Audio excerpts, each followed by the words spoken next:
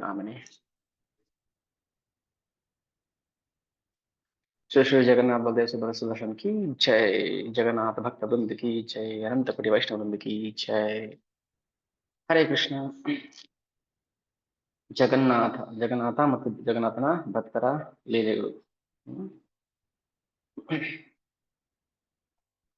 ಜಗನ್ನಾಥ ಆ, ಭಕ್ತವತ್ಸಲ, ಪ್ರೇಮಿ ಭಕ್ತವತ್ಸಲ. ನಾವು ಅದಕ್ಕೆ ಭಕ್ತ ಅಂದ್ರೆ ಪ್ರೇಮಿ ಭಕ್ತ ಅಂತ ಪ್ರಿಫಿಕ್ಸ್ ಸೇರ್ಸೋಣ. ತುಂಬಾ ಜನ ಭಕ್ತರಿದ್ದಾರೆ, ಆದ್ರೆ ನಾವು ಇಷ್ಟು ದಿನದಿಂದ ಶ್ರವಣ ಮಾಡ್ತಾ ಇರೋದು ಪ್ರೇಮಿ ಭಕ್ತರ ಲೀಲೆಗಳನ್ನ. ಅದರಲ್ಲಿ ಒಬ್ಬ ಪ್ರೇಮಿ ಭಕ್ತ ಇವತ್ತು ಆ ಒಂದು ಭಕ್ತರಲ್ಲಿ ಒಂದು ಕ್ವಾಲಿಟಿ ಇರುತ್ತೆ, ಒಂದು ಸಾಮಾನ್ಯ ಏನು ಗುಣ. ಆ ಲೌಕಿಕ ವ್ಯಕ್ತಿ ಹತ್ರನೂ ಇರುತ್ತೆ, ಭಕ್ತರ ಹತ್ರನೂ ಇರುತ್ತೆ. ಏನು ಅಂದ್ರೆ ಹುಚ್ಚು. ಹುಚ್ಚು ಅಂದ್ರೆ ಏನು? ಈಗ ಆಮ್, ಒಬ್ಬ ಕೆಟ್ಟ ಚಟ ಅವನಿಗೆ, ಡ್ರಗ್ ಅಡಿಕ್ಟ್. ಏನಾದ್ರೂ ಮಾಡಿ ಅದನ್ನ ನಾನು ಅನುಭವಿಸ್ಬೇಕು, ಡ್ರಗ್ ಸೇವಿಸ್ಬೇಕು. ಇದು ಹುಚ್ಚು, ಪ್ರಮತ್ತ. ಅದೇ ಕ್ವಾಲಿಟಿ ಭಕ್ತರಲ್ಲಿ ಇರುತ್ತೆ. ಆದ್ರೆ ವ್ಯತ್ಯಾಸ ಏನಂದ್ರೆ ಅವನು ಭಗವಂತನ ಪರವಾಗಿ ಭಗವಂತನ ಬಗ್ಗೆ ಹುಚ್ಚನಾಗಿರ್ತಾನೆ. ಇವರು ಲೌಕಿಕ ಜಗತ್ತಿಗೆ ಹುಚ್ಚರಾಗಿರ್ತಾರೆ. ಹುಚ್ಚು ಎಲ್ಲರಲ್ಲೂ ಇರುತ್ತೆ. ಅಂತ ಹುಚ್ಚು ಒಬ್ಬನಿಗೆ ಆ ಆ ಜಗನ್ನಾಥನ ಭಕ್ತನಿಗೆ ಬಂದಿತ್ತು. ಅದು ಎಂತ ಹುಚ್ಚು ನೋಡೋಣ. ಭಗವಂತ ಅಂತದನ್ನ ಸ್ವೀಕಾರ ಮಾಡ್ತಾನೆ, ಖುಷಿಯಿಂದ ಸ್ವೀಕಾರ ಮಾಡ್ತಾನೆ. ಅದು ಬರಬೇಕು ನಮ್ಮಲ್ಲಿ, ನಮ್ಮ ಹೃದಯದಿಂದ ಅದು ಮೂಡ್ಬೇಕು, ಜಾಗೃತಿ ಆಗ್ಬೇಕು. ಅವನಿಗೋಸ್ಕರ ಏನ್ ಬೇಕಾದ್ರೆ ಮಾಡ್ತೀನಿ ಅನ್ನೋ ಒಂದು ದೃಢವಾದ ನಂಬಿಕೆ ಬರುತ್ತೆ. ಸೊ ಅಂತ ಒಬ್ಬ ಪ್ರೇಮಿ ಭಕ್ತ, ಜಗನ್ನಾಥನ ಪ್ರೇಮಿ ಭಕ್ತ, ಅವನ ಹೆಸರು ಇಂದ್ರಸ್ವಾಮಿ. ಇವನು ಪುರಿಯಲ್ಲಿ ವಾಸ ಮಾಡ್ತಿರ್ತಾನೆ, ಒಂದು ಸಣ್ಣ ಹಳ್ಳಿಯಲ್ಲಿ. ಆ ಹೀಗೆ ಅವನು ದಕ್ಷಿಣ ಭಾರತದಿಂದ ಎಲ್ಲ ಹೋಗಿರ್ತಾನೆ. ಹೋಗಿ ಅಲ್ಲಿ ಸೆಟ್ಲ್ ಆಗಿರ್ತಾನೆ. ಎಲ್ಲ ಕಡೆ ತೀರ್ಥಯಾತ್ರೆ ಮಾಡಿದ್ಮೇಲೆ ಕೊನೆಗೆಲ್ಲ ಒಂದ್ ಕಡೆ ತಮ್ಮ ಜೀವನದ ಕೊನೆಯ ಭಾಗವನ್ನ, ಕೊನೆಯ ಸಮಯನ ಕಳಿಬೇಕು ಅಂತ ಒಂದ್ ಕಡೆ ಸೆಟ್ಲ್ ಆಗ್ಬಿಡ್ತಾರೆ. ಹಾಗೆ ಇಂದ್ರಸ್ವಾಮಿ ಏನ್ ಮಾಡ್ದ, ಜಗನ್ನಾಥನ ದರ್ಶನ ಮಾಡಿ ಆಕರ್ಷಿತನಾಗಿ ಪುರಿನಲ್ಲಿ ಸೆಟ್ಲ್ ಆಗ್ಬಿಡ್ತಾನೆ. ಇವನ್ ಡೈಲಿ ಏನ್ ಕೆಲಸ ಮಾಡ್ತಾನೆ? ಡೈಲಿ ಬೆಳಿಗ್ಗೆ ಎದ್ದ ತಕ್ಷಣ ಜಗನ್ನಾಥನ ದರ್ಶನ ಮಾಡ್ಬೇಕು, ಅವನಿಗೆ ಭೋಗ ಆಫರ್ ಮಾಡ್ಬೇಕು, ಬಂದವರಿಗೆಲ್ಲ ಜಗನ್ನಾಥ ಲೀಲೆ ಹೇಳಬೇಕು. ಇದು ಅವನ ದಿನನಿತ್ಯದ ಕಾಯಕ. ಯಾರಾದ್ರೂ ಸ್ವಲ್ಪ ಹಣ ಕೊಟ್ರೆ ಅದ್ರಲ್ಲಿ ಜೀವನ ನಡೀತಾ ಇತ್ತು, ಇಲ್ಲ ಅಂದ್ರೆ ಇಲ್ಲ ಅಷ್ಟೇ. ಭಗವಂತ ಏನ್ ಕೊಟ್ಟ ಅದ್ರಲ್ಲಿ ಸಂತೃಪ್ತಿ ಇತ್ತು, ಎದುರ್ಚ ಲಾಭ ಸಂತುಷ್ಟಿ. ಹೀಗೆ ಜೀವನ ನಡೀತಾ ಇರುತ್ತೆ. ಪ್ರತಿ ವರ್ಷ ಜಗನ್ನಾಥ, ಬಲದೇವ, ಸುಭದ್ರ, ಸುದರ್ಶನ ಆಚೆ ಬಂದ್ಬಿಡ್ತಾರೆ. ಈಗ ನಡೀತಿದೆಯಲ್ಲ ರಥಯಾತ್ರೆ, ಅದಕ್ಕೆ ಗುಂಡೀಚ ಯಾತ್ರೆ ಅಂತಾನೆ ಹೇಳ್ತಾರೆ. ಅಂದ್ರೆ ಜಗನ್ನಾಥ, ಬಲದೇವ, ಸುಭದ್ರ, ಸುದರ್ಶನ ಗುಂಡೀಚಾಗ ಹೋಗ್ತಾ ಇದಾರೆ ಇವಾಗ. ಅಲ್ಲಿಂದ ಅಂದ್ರೆ ಶ್ರೀ ಕ್ಷೇತ್ರದಿಂದ ಒಂದು 3-4 ಕಿಲೋಮೀಟರ್ ಇದೆ ಗುಂಡೀಚ ಟೆಂಪಲ್ ಇದೆ. ಗುಂಡೀಚ ಅಂದ್ರೆ ಯಾರು?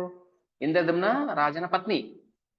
ಜಗನ್ನಾಥನ ಪ್ರತಿಷ್ಠಾಪನೆ ಮಾಡಿದ್ರಲ್ಲ ಇಂದ್ರದಮ್ನ ಮಹಾರಾಜ ಸತ್ಯಯುಗದಲ್ಲಿ, ಆ ರಾಜನ ಪತ್ನಿ ಗುಂಡೀಚ.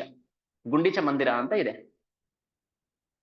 ಈಗ ನಾವು ಪುರಿ ಜಗನ್ನಾಥನಲ್ಲಿ ಆ ರತ್ನ ಸಿಂಹಾಸನ ಅಂತ ಕರೀತಲ್ವಾ, ರತ್ನ ಮಂಟಪ, ರತ್ನ ಸಿಂಹಾಸನ, ಜಗನ್ನಾಥ ಕೂತ್ಕೊಳ್ಳೋ ಜಾಗ. ಗುಂಡೀಚ ಮಂದಿರದಲ್ಲಿ ಅದಕ್ಕೆ ಅಡಪ ಮಂಟಪ ಅಂತ ಹೇಳ್ತಾರೆ. ಏನ್ ಹೇಳ್ತಾರೆ? ಅಡಪ ಮಂಟಪ. ಅಡಪ, ಇಲ್ಲಿ ರತ್ನ ಮಂಟಪ ಅಥವಾ ರತ್ನ ಸಿಂಹಾಸನ. ಜಗನ್ನಾಥ ಇಲ್ಲಿಂದ ಹೊರಟ ಹೋಗಿ ಅಲ್ಲಿ ಸ್ವಲ್ಪ ದಿನ, 7-9 ದಿನ ಅಲ್ಲಿ ಅಡಪ ಮಂಟಪದಲ್ಲಿ ದರ್ಶನ ಕೊಡ್ತಾನೆ. ಇಲ್ಲಿ ಇರೋದಿಲ್ಲ ಈಗ ಜಗನ್ನಾಥ, ಪುರಿನಲ್ಲಿ ದರ್ಶನ ಕೊಡೋದಿಲ್ಲ, ಜಗನ್ನಾಥ ಇಲ್ಲ ಅಲ್ಲಿ. ಇಲ್ಲಿ ಬಂದಿದ್ದಾನೆ ಈಗ ಭಕ್ತರು ನೋಡೋದಕ್ಕೆ ಆಚೆ ಬಂದ್ಬಿಟ್ಟಿದ್ದಾನೆ. ತನ್ನ ದೊಡ್ಡ ದೊಡ್ಡ ಕಣ್ಣುಗಳನ್ನ ಬಿಟ್ಕೊಂಡು ಯಾರ್ಯಾರ ಕಣ್ಣು ಕಾಣಿಸ್ ಎಲ್ಲಾರು ನೋಡ್ಕೊಂಡು ಬರ್ತಾನೆ. ಗುಂಡೀಚ ಯಾತ್ರೆ. ಗುಂಡೀಚ ಈಗ ಪುರಿ ಇರುವಂತ ಜಾಗಕ್ಕೆ ನೀಲಾಚಲ ಅಂತ ಕರೀತಾರೆ. ಅಂದ್ರೆ ಜಗನ್ನಾಥ ಇದಾನಲ್ಲ, ಜಗನ್ನಾಥ ಇರೋ ಜಾಗಕ್ಕೆ ನೀಲಾಚಲ. ಗುಂಡೀಚ ಇರೋ ಪರ್ವತ ಅದು ಸುಂದರಾಚಲ. ಇದೆಲ್ಲ ತಿಳ್ಕೊಂಡಿರಿ, ನೆನಪಲ್ಲಿ ಇಟ್ಕೊಂಡಿರಿ. ಸುಂದರಾಚಲ ಅಂದ್ರೆ ಗುಂಡೀಚ ಇರೋ ಜಾಗ. ಜಗನ್ನಾಥ ಇರೋ ಜಾಗ ನೀಲಾಚಲ. ನೀಲಾಚಲ ನಿವಾಸಿ ಜಗನ್ನಾಥ. ಜಗನ್ನಾಥ ಏನ್ ಮಾಡ್ತಾ ಇದ್ದಾನೆ, ಯಾತ್ರೆ ಮಾಡ್ಕೊಂಡು ಜನಗಳನ್ನ ಭಕ್ತರನ್ನ ನೋಡ್ಕೊಂಡು ದರ್ಶನ ಮಾಡ್ಕೊಂಡು ಗುಂಡಿಚಾ ಮಂದಿರಕ್ಕೆ ಬರ್ತಾನೆ. ಜಗನ್ನಾಥನ ಟೆಂಪಲ್ ದ್ವಾರಕಾ ವೃಂದಾವನ ಬೇರೆ ವ್ಯತ್ಯಾಸ ಇಲ್ಲ. ಭಗವಂತ ದ್ವಾಪರದಲ್ಲಿ ಯಾವ್ಯಾವ ಧಾಮದಲ್ಲಿ ಲೀಲೆ ಮಾಡಿದ್ನೋ ಅದೆಲ್ಲದಕ್ಕೂ ಸಮ. ಜಗನ್ನಾಥ ಧಾಮ, ನೀಲಾಚಲ ಧಾಮ, ಪುರಿ ಧಾಮ. ಓಕೆ, ಕಲಿಯುಗದಲ್ಲಿ ಪುರಿ ಧಾಮ. 4 ಯುಗಕ್ಕೆ 4 ಧಾಮಗಳು, ಚಾರಧಾಮ ಅಂತ ಹೇಳ್ತೀವಲ್ಲ, ಚಾರಧಾಮ ಬದ್ರಿಕಾ, ದ್ವಾರಕಾ, ರಾಮೇಶ್ವರಂ, ಪುರಿ. ಸೊ ಈ 4 ಯುಗಗಳಿಗೆ ಧಾಮಗಳು. ಜಗನ್ನಾಥ ಗುಂಡಿಚಾ ಟೆಂಪಲ್ ಬರ್ತಾನೆ. ಗುಂಡಿಚಾ ವೃಂದಾವನ, ಭಗವಂತ ಎಲ್ಲಿರ್ತಾನೆ ಅದು ವೃಂದಾವನ ಸಮಾನ. ಸೊ ಸುಂದರಾಚಲದಲ್ಲಿ ಭಗವಂತ ಪ್ರಕಟ ಆಗ್ತಾನೆ. ಆ ಒಂದು ವಾರ 9 ದಿನ ಏನಿದೆ ಅದನ್ನ ಅಡಪ ದರ್ಶನ ಅಂತ ಹೇಳ್ತೀವಿ. ಈಗ ಜನರೆಲ್ಲ ಏನ್ ಮಾಡ್ತಾರೆ, ಪುರಿಗೆ ಬಂದವರೆಲ್ಲ ಅಡಪ ದರ್ಶನ ಮಾಡ್ಕೊಂಡು ಹೋಗ್ತಾರೆ. ಯಾರು ಅಡಪ ದರ್ಶನ ಮಾಡ್ತಾರಲ್ಲ ಅವ್ರಿಗೆ ಮತ್ತೆ ಪುನರ್ಜನ್ಮ ಇಲ್ಲ. ಯಾಕಂದ್ರೆ ಭಗವಂತ ತಾನು ಇಚ್ಛೆ ಪಟ್ಟು ಹೊರಗೆ ಬಂದಿರೋದು. ನಾನು ನೋಡ್ಬೇಕು ನನ್ನ ಭಕ್ತರನ್ನ ಅಂತ ಅವನು ಇಚ್ಛೆ ಪಟ್ಟು ಬರೋದು, ಖುಷಿಯಿಂದ ಬರ್ತಾನೆ. ಅವನಿಗೊಂಥರ ಹುಚ್ಚಿದೆ, ನನ್ನ ಭಕ್ತರನ್ನ ನೋಡ್ಬೇಕು ಅಂತ. ಪ್ರೇಮಿ ಭಕ್ತರಿಗೂ ಅದೇ ತರ ಒಂದು ಹುಚ್ಚಿ ಇರುತ್ತೆ. ಅದಕ್ಕೆ ಅಡಪ ದರ್ಶನ ಅಂತ ಹೇಳ್ತಾರೆ. ಇದಿಷ್ಟು ಹಿನ್ನೆಲೆ, ಕಥೆಯ ಹಿನ್ನೆಲೆ, ಇದು ಗೊತ್ತಿರ್ಬೇಕು ನಮ್ಗೆ. ಜಗನ್ನಾಥ ರಥಯಾತ್ರೆ ಸಮಯದಲ್ಲಿ ಪ್ರತಿ ವರ್ಷ ರಥಯಾತ್ರೆ ನಡೆಯುತ್ತೆ. ಯಾವ ಕಾಲದಿಂದ ನಡೀತಾ ಇದೆ ರಥಯಾತ್ರೆ? ಅನಾದಿ ಕಾಲದಿಂದ ರಥಯಾತ್ರೆ ನಡೀತಾ ಇದೆ. ದೇವತೆಗಳು ಬರ್ತಾರೆ, ರಥಯಾತ್ರೆ ಭಾಗಿಯಾಗ್ತಾರೆ. ಅವರು ತಮ್ಮ ಪಾಪಗಳನ್ನ ಕಳ್ಕೊಳ್ತಾರೆ. ಯಾರು? ದೇವತೆಗಳು ಕೂಡ. ದೇವತೆಗಳಿಗೂ ದರ್ಶನ ಕೊಡ್ತಾನೆ ಭಗವಂತ ಕೊನೆಯ ಯಾಮದಲ್ಲಿ. ಅಲ್ಲಿಂದ ರತ್ನ ಸಿಂಹಾಸನದಿಂದ ಹೊರಟು ಭಗವಂತ ಅಡಪ ಸಿಂಹಾಸನ ಅಥವಾ ಅಡಪ ಮಂಟಕ್ಕೆ ಬರ್ತಾನೆ. ಪ್ರತಿ ವರ್ಷ ಈ 7 ದಿನ ಏನಂತ ಕರಿತೀವಿ ರಥಯಾತ್ರೆ ಅಥವಾ ಗುಂಡಿಚಾ ಯಾತ್ರೆ, ಅದಕ್ಕೆ ಮುಂಚೆ ಭಗವಂತ ಒಂದು ಲೀಲೆ ಮಾಡ್ತಾನೆ. ಏನ್ ಲೀಲೆ ಮಾಡ್ತಾನೆ? 15 ದಿನ ಅವನಿಗೆ ಜ್ವರ ಬಂದಿರುತ್ತೆ. ಅಲ್ಲಿ ಯಾವ ದರ್ಶನ ಇಲ್ಲ, ಜಗನ್ನಾಥನ ದರ್ಶನ ಇಲ್ಲ. ಆ ಟೈಮಲ್ಲಿ ಭಗವಂತನ ಭಕ್ತರಿಗೆ ತಳಮಳ ಶುರು ಆಗ್ಬಿಡುತ್ತೆ. ಚೈತನ್ಯ ಮಹಾಪ್ರಭು ಪ್ರತಿದಿನ ಭಗವಂತ ದರ್ಶನ ಮಾಡ್ತಾ ಇದ್ರು. ಇಲ್ಲಿ ಅವರ ಜೀವನದ ದ್ವಿತೀಯ ಪರಾರ್ಧದಲ್ಲಿ, ಅಂದ್ರೆ ಸನ್ಯಾಸಾಶ್ರಮದಲ್ಲಿ ಪುರಿನಲ್ಲಿ ವಾಸವಾಗಿದ್ದಾಗ ನಾವು ಪುರಿ ಟೆಂಪಲ್ಗೆ ಹೋದಾಗ ಅಲ್ಲಿ ತೋರಿಸ್ತಾರೆ. ಒಂದು ಕಂಬ ಇದೆ, ಆ ಕಂಬದಲ್ಲಿ ಮಹಾಪ್ರಭು ಹೊರಕೊಂಡು ಕೈ ಇಟ್ಕೊಂಡು ಹೊರಕೊಂಡು ನೋಡ್ತಾರೆ. ಯಾಕಂದ್ರೆ ಜಗನ್ನಾಥ ಕಾಣಿಸೋದಿಲ್ಲ. ನೇರವಾಗಿ ನೋಡಿದ್ರೆ ಕಾಣಿಸ್ತಾನ ಜಗನ್ನಾಥ? ನೋಡಿದೀರಾ? ನೇರವಾಗಿ ನೋಡಿದ್ರೆ ಕಾಣಿಸೋದಿಲ್ಲ, ಒಂದ್ ಕಣ್ಣು ಮಾತ್ರ ಕಾಣಿಸುತ್ತೆ. ಓಕೆ, ರತ್ನ ಸಿಂಹಾಸನದಲ್ಲಿ ಭಗವಂತ ಕೂತಿರೋದು ನಮ್ಗೆ ಪೂರ್ತಿ ಕಾಣಿಸೋದಿಲ್ಲ. ದರ್ಶನ ಮಾಡುವಾಗ ನಾವ್ ಹೆಂಗ್ ಮಾಡ್ಬೇಕಂದ್ರೆ, ಈಗ ಹೋಗ್ತೀವಿ ಅಲ್ವಾ, ತುಂಬಾ ರಶ್ ಇರುತ್ತೆ. ಹೋದಾಗ ನಾವು ಬಲಗಡೆಯಿಂದ, ಅವಾಗ ಬಲದೇವ್ ಕಾಣಿಸೋದಿಲ್ಲ, ಎಡಗಡೆ ನೋಡಿದ್ರೆ. ಪೂರ್ತಿ ಕಾಣಿಸ್ಬೇಕಂದ್ರೆ ಬಲಗಡೆ ತುದಿಯಿಂದ ಹೋಗಿ ಮೊದ್ಲು ಜಗನ್ನಾಥನ ಒಂದ್ ಕಣ್ ಕಾಣಿಸ್ತಿರುತ್ತೆ, ಬಲದೇವ್ ನೋಡ್ಕೊಂಡು ಹಾಗೆ ಲೆಫ್ಟಿಗೆ ಬರ್ತಾ, ಅಂದ್ರೆ ಎಕ್ಸಿಟ್ ಹೊರಗಡೆ ಹೋಗ್ತಾ ಹೋಗ್ತಾ ಅಲ್ಲಿ ಭಗವಂತ ಜಗನ್ನಾಥ ಪೂರ್ತಿಯಾಗಿ ಕಾಣಿಸ್ತಾನೆ. ಮಹಾಪ್ರಭು ಏನ್ ಮಾಡ್ತಾ ಇದ್ರು, ಆ ದೇವಸ್ಥಾನ ದರ್ಶನ ಮಾಡುವಾಗ ಕಾಣಿಸ್ತಾ ಇಲ್ಲ ಅಂತೇಳಿ ಆ ಕಂಬನ ಹೊರಕೊಂಡು ನೋಡೋರು.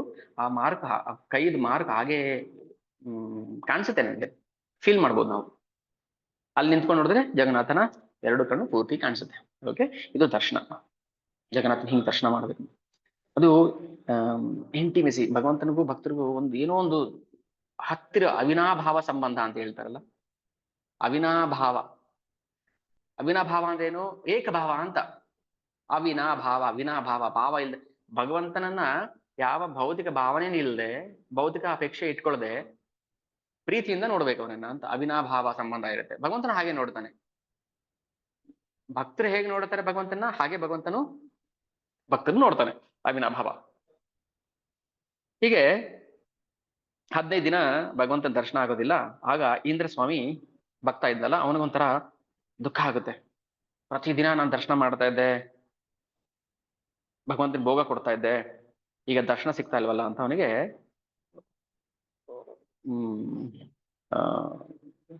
ಏನು ಫೀಲಿಂಗ್ ಆಫ್ ಸಪರೇಷನ್, ಬೇರ್ಪಟ್ಟ ಭಾವ. ಗೋಪಿಯರು ಭಗವಂತನಿಂದ ಬೇರ್ಪಟ್ಟಾಗ ಒಳಗಿಂದ ಏನ್ ಭಾವ ಬರುತ್ತಲ್ಲ, ವಿರಹ ಭಾವ, ವಿಪ್ರಲಂಬ ಭಾವ, ಆ ಭಾವದಲ್ಲಿ ಇಂದ್ರ ಸ್ವಾಮಿ ಏನ್ ಮಾಡ್ತಾನೆ, ಭಗವಂತ ಸ್ಮರಣೆ ಮಾಡ್ತಾ ಇರ್ತಾನೆ. ವಿಪ್ರಲಂಬ ಭಾವದಲ್ಲಿ ಭಗವಂತ ಸ್ಮರಣೆ ಮಾಡೋದಿದೆಯಲ್ಲ, ಅದು ಭಗವಂತನಿಗೆ ಬೇಗ ತಟ್ಟುತ್ತೆ, ನಾಟುತ್ತೆ ಅವನಿಗೆ. ದುಃಖ ಬಂದಾಗ ಭಗವಂತ ಸ್ಮರಣೆ ಮಾಡ್ತೀವಿ, ಓ ದೇವರೇ ಅಂದ್ಬಿಡ್ತೀವಿ. ಕಷ್ಟ ಬಂದಾಗ ಓ ದೇವರೇ ಅಂತೀವಿ.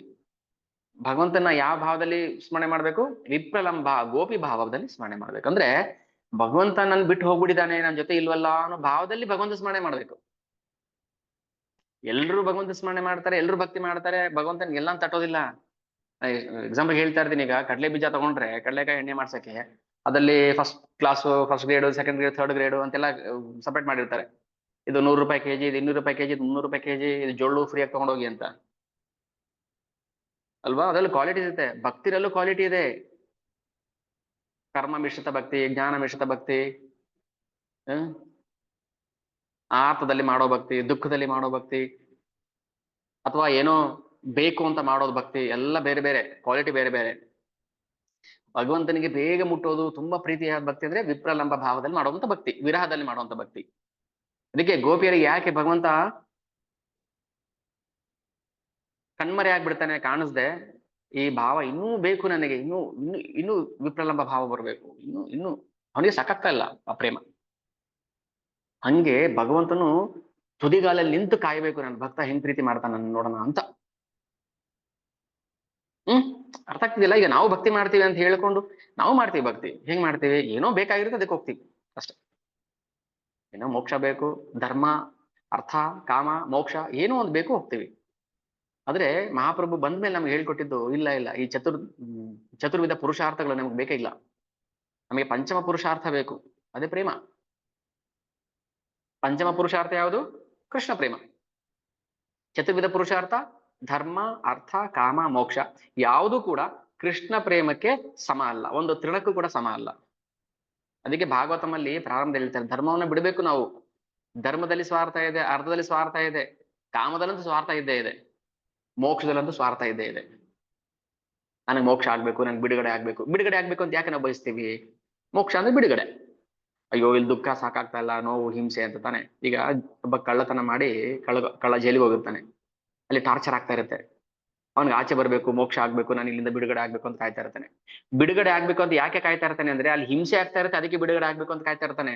ಇಲ್ಲ, ನಾನು ಒಳ್ಳೆಯವನಾಗ್ಬೇಕು, ನಾನು ಆಚೆ ಬಂದು ಕಳ್ತನ ಮಾಡಬಾರ್ದು, ನಾನು ಇನ್ಮೇಲೆ ಇಲ್ಲಿ ಬರಬಾರ್ದು, ನಾನು ಭಕ್ತಿ ಮಾಡ್ಬೇಕು ಅಂತ ಮಾಡ್ತಾನ? ಇಲ್ಲ. ನಾನು ಬೇಗ ರಿಲೀಸ್ ಆಗ್ಬೇಕು, ಬೇಲ್ ತಗೊಂಡು ರಿಲೀಸ್ ಆಗ್ಬೇಕು ಅಂತ ಯಾಕೆ ಒದ್ದಾಡ್ತಿರ್ತಾನೆ? ಇದಕ್ಕೋಸ್ಕರ. ಸೊ ಅದೇ ಎಕ್ಸಾಂಪಲ್, ಅದೇ ಅರ್ಥನೇ. ನಾವು ಯಾಕೆ ಮೋಕ್ಷಕ್ಕೆ ಒದ್ದಾಡ್ತೀವಿ ಅಂದ್ರೆ ಇಲ್ಲಿ ಹಿಂಸೆ ಆಗ್ತಾ ಇರುತ್ತೆ, ನೋವು, ಅವಮಾನ, ಮಾನಸಿಕ ದೈಹಿಕ ಹಿಂಸೆ, ತ್ರಿವಿಧ ಕ್ಲೇಶಗಳು. ಅದಕ್ಕೋಸ್ಕರ ನಾವು ಮೋಕ್ಷ ಪಡಿಬೇಕು ಅಂತ ಬಯಸ್ತಿದೀವಿ ಅಷ್ಟೇ ಹೊರತು ಭಗವಂತನ ಪ್ರೀತಿ ಸೇವೆ ಮಾಡ್ಬೇಕು ಅಂತ ಬಯಸ್ತಿದೀವ ನಾವು? ಇಲ್ಲ. ಯಾರು ಭಗವಂತನ ಪ್ರೇಮ ಸೇವೆ ಮಾಡಕ್ ಬಯಸ್ತಾನೆ ಅವನಿಗೆ ಮೋಕ್ಷ ಬಯಸೋದಿಲ್ಲ. ಇಲ್ಲೇ ಇರ್ಬೇಕು ಅಂತ ಬಯಸ್ತಾನೆ ಅವನು. ಇಲ್ಲೇ ಇರ್ಬೇಕು, ಭಕ್ತರ ಸೇವೆ ಮಾಡ್ಬೇಕು, ಭಗವಂತನ ಸೇವೆ ಮಾಡ್ಬೇಕು ಅಂತ ಬಯಸ್ತಾನೆ. ಇದು ಪ್ರೇಮಿ ಭಕ್ತರ ಲಕ್ಷಣ. ಅದಕ್ಕೆ ಧರ್ಮಾರ್ಥ ಕಾಮ ಮೋಕ್ಷಗಳನ್ನ ತ್ಯಜಿಸ್ಬೇಕು. ಧರ್ಮೋ ಪ್ರೋಜಿತ ಕೈತವೋತ್ರ ಪರಮೋ ನಿರ್ಮಸಾರಾಣಂ ಸುತಾಂ ವೇದ್ಯಂ ವಾಸಮತ್ರ ವಸ್ತು ಶಿವದಂ ತಾಪತ್ರಯೋನ್ಮೂಲನಂ. ಶ್ರೀಮದ್ಭಾಗವತೆ ಮಹಾಮುನಿ ಕೃತೆ ಕಿಂ ವಾ ಪರೈರೀಶ್ವರೇ ಸದ್ಯೋ ಹೃದಯ ಅವರುದ್ಯತೆ ಅತ್ರ ಕೃತಿಭಿಃ ಶುಶ್ರೂಷಿಭಿಃ ತಕ್ಷಣಾತ್. ಭಾಗವತಂ ಫಸ್ಟ್ ಕ್ಯಾಂಟೋ ಸೆಕೆಂಡ್ ಶ್ಲೋಕ 112. ಧರ್ಮವನ್ನ ಬಿಡಬೇಕು, ಧರ್ಮೋ ಪ್ರೋಜಿತ ಕೈತವ, ಇದೆಲ್ಲ ಬಿಡಬೇಕು. ಅದಕ್ಕೆ ಕೃಷ್ಣ ಹೇಳಿದೆ, ಎಲ್ಲ ಧರ್ಮವನ್ನ ಬಿಟ್ಟು ನನ್ನ ಬಳಿಗೆ ಬಾ ಅಂತ. ಇದೆ ಭಗವದ್ಗೀತೆ ಸಾರಾಂಶ ಅಲ್ವಾ? ಆದ್ರೆ ಶುದ್ಧ ಭಕ್ತರಿಗೆ ಭಗವದ್ಗೀತೆ ಸಾರಾಂಶ, ಭಾಗವತ ಸಾರಾಂಶ ಎಲ್ಲ ಗೊತ್ತಿರುತ್ತೆ. ಭಗವದ್ಗೀತೆ ಸಾರಾಂಶ ಏನು? ಶರಣಾಗತಿ. ಭಾಗವತ ಸಾರಾಂಶ ಏನು? ಹರಿನಾಮ ಸಂಕೀರ್ತನೆ. ಸಕಲ ವೇದಗಳ ಅಂತಿಮ ಗುರಿ ಏನು? ಕೃಷ್ಣ. ಏಕೈಕ ಸಾಧನ ಯಾವುದು? ಕೃಷ್ಣ ಪ್ರೇಮ. ಏಕೈಕ ಕರ್ತವ್ಯ ಏನು? ಕೃಷ್ಣ ಸೇವೆ. ಸೊ ಇದು ಎಲ್ಲ ವೇದಗಳ ಪುರಾಣಗಳ ಒಂದಿನ ಕ್ಲಾಸ್ ಹೇಳ್ತಾರೆ. ಶಿವ ಪುರಾಣದ ಅಂತಿಮ ಸಾರಾಂಶ ಕೃಷ್ಣ ಪ್ರೇಮ, ಬ್ರಹ್ಮ ಪುರಾಣದ ಅಂತಿಮ ಸಾರಾಂಶ ಕೃಷ್ಣ ಪ್ರೇಮ, ನಾರದ ಪುರಾಣದ ಅಂತಿಮ ಸಾರಾಂಶ ಕೃಷ್ಣ ಪ್ರೇಮ, ಕೂರ್ಮ ಪುರಾಣದ ಅಂತಿಮ ಸಾರಾಂಶ ಕೃಷ್ಣ ಪ್ರೇಮ, ಲಿಂಗ ಪುರಾಣದ ಅಂತಿಮ ಸಾರಾಂಶ ಕೃಷ್ಣ ಪ್ರೇಮ, ಬ್ರಹ್ಮಾಂಡ ಪುರಾಣ, ಬ್ರಹ್ಮ ವ್ಯವಹೃತ ಪುರಾಣ, ಮತ್ಸ್ಯ ಪುರಾಣ, ಎಲ್ಲ ಪುರಾಣಗಳ ಅಂತಿಮ ಸಾರಾಂಶ ಕೃಷ್ಣ ಪ್ರೇಮ. ಅದು ಯಾವಾಗ ಗೊತ್ತಾಗುತ್ತೆ ನಮ್ಗೆ? ಶುದ್ಧ ಭಕ್ತರ ಕೃಪೆಯಿಂದ ಗೊತ್ತಾಗುತ್ತೆ. ಇಲ್ಲಾಂದ್ರೆ ಏನು ಗೊತ್ತಾಗಲ್ಲ, ಮುಸ್ಕು ಮುಸ್ಕು ಮುಸ್ಕು, ಏನು ಕಾಣಿಸೋದಿಲ್ಲ. ಅವಾಗ ಏನಾಗುತ್ತೆ, ನಮ್ಮ ಭೌತಿಕ ಬುದ್ಧಿ ಅಪ್ಲೈ ಮಾಡ್ತೀವಿ. ಅದಕ್ಕೆ ಭಕ್ತಿಯಲ್ಲಿ ನಮ್ಮ ಭೌತಿಕ ಬುದ್ಧಿಯನ್ನ ಅಪ್ಲೈ ಮಾಡಬಾರ್ದು. ಅದಕ್ಕೆ ಏನ್ ಹೇಳ್ತೆ, ಮೆಟೀರಿಯಲ್ ಇಂಟೆಲಿಜೆನ್ಸ್, ಭೌತಿಕ ಬುದ್ಧಿ. ಭೌತಿಕ ಬುದ್ಧಿಯಿಂದ ಅಪ್ಲೈ ಮಾಡ್ತಾ ಇಲ್ಲ. ಈಗ ನೋಡಿ ಇವ್ ಹೇಗ್ ಮಾಡ್ತಾನೆ ಇಂದ್ರಸ್ವಾಮಿ, ತನ್ನ ಭೌತಿಕ ಬುದ್ಧಿನ ಅಪ್ಲೈ ಮಾಡ್ತಾ ಇಲ್ಲ ಅವನು. ಸ್ಪಿರಿಚುವಲ್ ಇಂಟೆಲಿಜೆನ್ಸ್ ಭಗವಂತ ಕೊಟ್ಟಿದ್ದಾನೆ ಪ್ರತಿಯೊಬ್ಬರಿಗೂ, ಅದ್ ನಾವ್ ಯೂಸ್ ಮಾಡ್ತಾ ಇಲ್ಲ. ಭಾಗವತಮಲ್ಲಿ ಜೈನುಗಾರನಿಂದ ನಾನೇನ್ ಕಲ್ತೆ ಅಂತ ಅವಧೂತ ಹೇಳ್ತದಾನೆ ಯದುರಾಜನಿಗೆ. ಜೈನುಗಾರ ಏನ್ ಮಾಡ್ತಾನೆ, ಜೇನನ್ನ ಓಡಿಸಿ ಸುಟ್ಟು ಹಾಕಿ ಆ ಜೇನು ತುಪ್ಪವನ್ನ ತಗೊಂಡ್ಬರ್ತಾನೆ. ಜೇನು ತುಪ್ಪ ತಂದ ಮೇಲೆ ಅವನೇನ್ ಮಾಡ್ತಾನೆ, ಮನೇಲಿ ಯಾರಿಗೂ ಕೊಡೋದಿಲ್ಲ ಅದನ್ನ, ಯಾಕೆ ಮಾರ್ಬೇಕು, ದುಡ್ಡು ಸಂಪಾದನೆ ಮಾಡ್ಬೇಕು ಅಂತ ಅದನ್ನ ಮುಚ್ಚಿಟ್ಬಿಡ್ತಾನೆ. ತಾನು ತಿನ್ನಲ್ಲ, ಇನ್ನೊಬ್ರಿಗೂ ಕೊಡೋದಿಲ್ಲ. ಅಂದ್ರೆ ಏನಾಯ್ತು, ಇದೆ ಸಂಪತ್ತಿದೆ ನಮ್ಮ ಹತ್ರ, ಜೇನುತುಪ್ಪ ಸವಿಬಹುದು, ಆದ್ರೆ ನಾವು ಸವಿಯೋದಿಲ್ಲ. ಯಾಕೆ? ನಮ್ಗೇನೋ ಒಂದು ಕ್ಷುಲ್ಲಕ ಆಸೆ ಇರುತ್ತೆ, ದುಡ್ಡು ಸಂಪಾದನೆ ಮಾಡ್ಬೇಕು ಅನ್ನೋ ಆಸೆ ಇರುತ್ತೆ. ದುಡ್ಡಿನ ನಿಜವಾದ ಪ್ರಯೋಜನ ಯಾವಾಗ ಬರುತ್ತೆ? ಅದನ್ನ ಅನುಭವಿಸಿದಾಗ ಅಲ್ವಾ. ಈಗ ನಮ್ಮ ಹತ್ರ 100 ಕೋಟಿ ಆಸ್ತಿ ಇರ್ಬೋದಪ್ಪ, ಎಲ್ಲೋ ಒಂದ್ ಕಡೆ ಬಿದ್ದಿದೆ, ಬ್ಯಾಂಕಲ್ಲೋ ಜಮೀನಲ್ಲೋ ಎಲ್ಲೋ ಒಂದ್ ಕಡೆ ಬಿದ್ದಿದೆ. ನಾವು ತಿನ್ನೋದೆಷ್ಟು? 3 ಹೊತ್ತು ತನ್ನ, ಅಷ್ಟೇ ತಾನೆ. ಮತ್ 100 ಕೋಟಿ ಆಸ್ತಿದ ಏನ್ ಪ್ರಯೋಜನ ಆಯ್ತು? ಅದನ್ನ ಎನ್ಕ್ಯಾಶ್ ಮಾಡ್ಕೊಳ್ಳಿಲ್ಲ ಅಂತ ಅಂದ್ರೆ ಅದು ಹಂಗೆ ಇರುತ್ತೆ. ಅದಕ್ಕೆ ಹೇಳಿ, ಇರುವುದು ಸಂಪತ್ತಲ್ಲ, ಇರುವಿನ ಅರಿವು ಸಂಪತ್ತು. ಇದೆ ಅಂದ್ರೆ ಅದೇನ್ ಸಂಪತ್ತಲ್ಲ, ಎಲ್ಲೋ ಒಂದ್ ಕಡೆ ಕೊಳಿತಾ ಇದೆ, ಬಿದ್ದಿದೆ. ಅದನ್ನ ಯಾವಾಗ ನಾವು ಎನ್ಕ್ಯಾಶ್ ಮಾಡ್ಕೊಳ್ತೀವೋ ಅವಾಗ ಅದು ಸಂಪತ್ತಾಗುತ್ತೆ.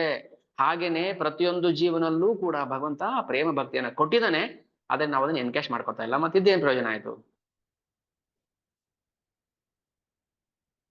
ಏನ್ ಪ್ರಯೋಜನ ಆಯ್ತು? ಬ್ಯಾಂಕಲ್ಲಿ 1 ಕೋಟಿ ರೂಪಾಯಿ ಇದೆಯಪ್ಪ, ನಾನು 100 ರೂಪಾಯಿ ಕ್ಯಾಶ್ ಡ್ರಾ ಮಾಡಿದೆ, 100 ರೂಪಾಯಿ ಏನ್ ಎಂಜಾಯ್ ಮಾಡ್ತೀನಿ ಅಷ್ಟೇ. ಇನ್ನ ಮಿಕ್ಕಿದ್ದು 99,99,00,000 ಅಲ್ಲೇ ಇರುತ್ತೆ ಬ್ಯಾಂಕಲ್ಲಿ. ಏನ್ ಪ್ರಯೋಜನ ಆಯ್ತು? ಅದಕ್ಕೆ ನಾವು ಶುದ್ಧ ಭಕ್ತರ ಲೀಲೆಗಳನ್ನ ನಾವು ಕೇಳ್ತಾ ಇದ್ರೆ ಏನಾಗುತ್ತೆ, 100% ಎನ್ಕೇಶ್ ಮಾಡ್ತಾ ಇದಾರೆ ಅವರು. ಒಂದ್ ಕವಡೆ ಕಾಸು ಬಿಡ್ತಾ ಇಲ್ಲ. ಭಕ್ತಿಯಲ್ಲಿ ಪ್ರೇಮ ಭಕ್ತಿಯನ್ನ ಸಂಪೂರ್ಣವಾಗಿ ಭಗವಂತನಿಗೆ ವಿನಿಯೋಗಿಸ್ತಾ ಇದ್ದಾರೆ. ಓಕೆ, ಇಂದ್ರಸ್ವಾಮಿ ಕತೆ ಮುಂದಕ್ಕೆ ಕಂಟಿನ್ಯೂ ಮಾಡೋಣ. ಇವನ್ ಇಂದ್ರಸ್ವಾಮಿ ಏನ್ ಮಾಡ್ತಾ ಇದ್ದ, ರಥಯಾತ್ರೆ ಸಮಯ ಬಂತು. ಜಗನ್ನಾಥನ ಏನ್ ಹೇಳ್ತಾರೆ ಅದಕ್ಕೆ, ಪಹಂಡಿ ವಿಜಯೋತ್ಸವ ಅಂತ ಹೇಳ್ತಾರೆ. ಪಹಂಡಿ ವಿಜಯೋತ್ಸವ ಮಾಡಿ ಭಗವಂತನ ಮೆರವಣಿಗೆ ಮಾಡ್ತಾ ಪಂಡಗಳು ಏನ್ ಮಾಡ್ತಾರೆ, ಅದನ್ನ ರತ್ನ ಮಂಟಪದಿಂದ ಕರ್ಕೊಂಡು ಬಂದು ಸಿಂಹಾಸನದಲ್ಲಿ ಕೂರಿಸ್ತಾರೆ, ಅಂದ್ರೆ ರಥದಲ್ಲಿ ಕೂರಿಸ್ತಾರೆ. ಈ ಇಂದ್ರಸ್ವಾಮಿ ಬ್ರಾಹ್ಮಣ, ಬಡ ಬ್ರಾಹ್ಮಣ. ಅವನು ಒಂದು ಪುರಾಣ ಓದಿದ್ದ. ಪುರಾಣ ಓದೋದು ಮುಖ್ಯ ಅಲ್ಲ, ಪುರಾಣ ಅರ್ಥ ಆಗೋದು ಮುಖ್ಯ ಅಲ್ವಾ. ಪುರಾಣ ಓದ್ತೀವಿ, ಏನ್ ಅರ್ಥ ಆಯ್ತು? ನನ್ನ ತಲೆಯಲ್ಲಿ ಏನಿತ್ತು ಅದೇ ಅರ್ಥ ಆಯ್ತು. ಪುರಾಣದಲ್ಲಿ ಇದ್ದಿದ್ದು ಅರ್ಥ ಆಗ್ಲಿಲ್ಲ ನಮ್ಗೆ, ನನ್ನ ತಲೆಯಲ್ಲಿ ಏನಿದೆ ಅದೇ ಅರ್ಥ ಆಯ್ತು ಅಷ್ಟೇ. ಸೊ ಅದಕ್ಕೆ ಪುರಾಣವನ್ನಾಗ್ಲಿ ವೇದ ಸಾಹಿತ್ಯಗಳನ್ನಾಗಲಿ ನಮ್ಮ ಭೌತಿಕ ಬುದ್ಧಿಯಿಂದ ಓದಬಾರದು. ಅದಕ್ಕೆ ಯಾಕೆ ನಾವು ಗುರು ಪ್ರಾರ್ಥನೆ ಮಾಡ್ತೀವಿ ಹೇಳಿ? ಈಗ ನನಗೇನು ನನ್ನ ತಲೆಗೆ ಬಂದಂಗೆ ನಾನು ಹೇಳ್ಬಿಟ್ರೆ ನಿಮ್ಗೆ ಏನ್ ಅರ್ಥ ಆಗುತ್ತೆ? ಓ ಇದೇ ಸತ್ಯ, ಇದೇನ್ ಹೇಳೋದು ಅದೇ ಸತ್ಯ ಅಂತ. ಅದಕ್ಕೆ ಎಷ್ಟೋ ಜನ ಕೃಷ್ಣ ಭಕ್ತರ ಅಲ್ಲದಂತಹ ಪ್ರೀಚರ್ಸ್ ತುಂಬಾ ಜನ ಇದ್ದಾರೆ, ವರ್ಲ್ಡ್ ಫೇಮಸ್ ಪ್ರೀಚರ್ಸ್ ಇದ್ದಾರೆ, ಕೃಷ್ಣ ಭಕ್ತರಲ್ಲ ಅವರು. ಅಂತವ್ರ ಪ್ರೀಚಿಂಗ್ ನಾವು ಓ ಸಖತ್ತಾಗಿದೆ, ತುಂಬಾ ಚೆನ್ನಾಗಿದೆ ಮಾತಾಡಿದ್ರು ಅಂತ ಹೇಳಿ ನಾವು ಚಪ್ಪಾಳೆ ತಡ್ತೀವಿ. ಅದು ಜೊಳ್ಳಿರುತ್ತೆ ಅದು. ಅದಕ್ಕೆ ಭಾಗವತ ಹೇಳುತ್ತೆ, ಭತ್ತದ ಒಟ್ಟು 2 ಒಂದೇ ತರ ಇರುತ್ತೆ ನೋಡಕ್ಕೆ. ಅದೇ ನಾವು ಭತ್ತದ ಒಟ್ಟನ್ನ ಸಪರೇಟ್ ಮಾಡ್ಬೇಕು, ಭತ್ತವನ್ನ ಭತ್ತ ಕುಟ್ಬೇಕು. ಇಂದ್ರಸ್ವಾಮಿ ಪುರಾಣ ಓದ್ದ, ಆದ್ರೆ ಅವ್ನಿಗೆ ಏನ್ ಅರ್ಥ ಆಯ್ತು ಅಂದ್ರೆ ಇಲ್ಲೊಂದು ರಹಸ್ಯ ಇದೆ. ಯಾವ್ದು ಸ್ಕಂದ ಪುರಾಣ ಓದಿರ್ತಾನೆ, ಸ್ಕಂದ ಪುರಾಣದಲ್ಲಿ ಪುರುಷೋತ್ತಮ ಮಹಾತ್ಮೆ ಇದೆ. ಏನ್ ಅರ್ಥ ಆಯ್ತು? ಅದರಲ್ಲಿ ಭಗವಂತನೇ ಸಾಕ್ಷಾತ್ತಾಗಿ ಹೇಳ್ತಾನೆ, ಯಾವ್ದಲ್ಲಿ ಪುರಾಣದಲ್ಲಿ ಅದನ್ನ ಇಂದ್ರಸ್ವಾಮಿ ಓದಿದ್ದಾನೆ. ನಾನು ನನ್ನ ಧಾಮವನ್ನ ಬಿಟ್ಟು ಎಲ್ಲೂ ಹೋಗೋದಿಲ್ಲ, ನಾನು ಪುರಿನಲ್ಲೇ ವಾಸ ಮಾಡ್ತಿರ್ತೀನಿ. ನನ್ನ ಇಡೀ ಜಗತ್ತೇ ಸಂಪೂರ್ಣ ನಾಶ ಆದ್ರೂ ಕೂಡ ನಾನು ಇಲ್ಲಿಂದ ಕದಲೋದಿಲ್ಲ ಅಂತ ಪುರಾಣದಲ್ಲಿ ಇದೆ. ಏನಿದೆ? ರಿಪೀಟ್ ಮಾಡ್ತೀನಿ. ಸಾಕ್ಷಾತ್ ಭಗವಂತನೇ ಹೇಳ್ತಾನೆ, ಪುರಿಧಾಮದಲ್ಲಿ, ಜಗನ್ನಾಥ ಪುರಿಧಾಮದಲ್ಲಿ ನಾನು ಸದಾಕಾಲ ವಾಸ ಮಾಡ್ತಿರ್ತೀನಿ. ಯಾಕಂದ್ರೆ ಅದು ಪ್ರೇಮಿ ಭಕ್ತರಿಗೆ ವೃಂದಾವನ. ವೃಂದಾವನ ಬಿಟ್ಟು ನಾನು ಆಚೆ ಹೋಗೋದಿಲ್ಲ ಅಂತ ಹೇಳ್ತಾನೆ. ಮತ್ತೆ ವೃಂದಾವನ ಬಿಟ್ಟು ಹೋದ್ನಲ್ಲ ಅವನು ಕೃಷ್ಣ ಅಂತ ನಾವು ಅನ್ಕೋಬಹುದು. ಕೃಷ್ಣ ವೃಂದಾವನ ಬಿಟ್ಟು ಎಲ್ಲೂ ಹೋಗಿಲ್ಲ. ಗೋಲೋಕ ಏವ ನಿವಸತಿ ಅಖಿಲಾತ್ಮ ಭೂತೋ ಗೋವಿಂದಂ ಆದಿಪುರುಷಂ ತಮಹಂ ಭಜಾಮಿ. ಗೋಲೋಕ ಏವ ನಿವಸತಿ, ಕೃಷ್ಣ ಗೋಲೋಕ ಅಥವಾ ಗೋಕುಲ ಬಿಟ್ಟು ಎಲ್ಲೂ ಹೋಗೋದಿಲ್ಲ, ಅಲ್ಲೇ ಇರ್ತಾನೆ ಅವನು. ಆ ಮಾತು ಸ್ಕಂದ ಪುರಾಣದಲ್ಲಿ ಬಂದಿದೆ. ಮಹಾತ್ಮ್ಯ ಪುರುಷೋತ್ತಮ ಮಹಾತ್ಮ್ಯದಲ್ಲಿ ಪುರುಷೋತ್ತಮ ಹೇಳ್ತಾನೆ, ನಾನು ಪುರಿ ಧಾಮವನ್ನು ಬಿಟ್ಟು ನಾನೆಲ್ಲೂ ಹೋಗೋದಿಲ್ಲ, ಇಲ್ಲೇ ಇರ್ತೀನಿ ಅಂತ ಓದಿದ್ದ. ಇಂದ್ರ ಸ್ವಾಮಿಗೆ ಏನ್ ಅನುಮಾನ ಬಂತು ಅಂದ್ರೆ, ಅಲ್ಲ ಭಗವಂತ ಹೇಳಿದಾನೆ ಈ ತರ, ಮತ್ತೆ ಇವನೇ ಆಚೆ ಬಂದ್ಬಿಡ್ತಾನಲ್ಲ, ಇವನು ರಥಯಾತ್ರೆ ರಥದಲ್ಲಿ ಕೂತ್ಕೊಂಡು ಹೋಗ್ಬಿಡ್ತಾನಲ್ಲ, ಗುಂಡಿಚದಲ್ಲಿ ಇರ್ತಾನಲ್ಲ ಮತ್ತೆ ಅಂತ ಆಶ್ಚರ್ಯ ಆಯ್ತು ಅವರಿಗೆ. ಯಾರಿಗೆ? ಇಂದ್ರ ಸ್ವಾಮಿಗೆ. ಪ್ರಳಯ ಆದ್ರೂ ನಾನು ಇಲ್ಲೇ ಇರ್ತೀನಿ ಅಂದವನು, ಒಂದ್ ನಿಮಿಷ.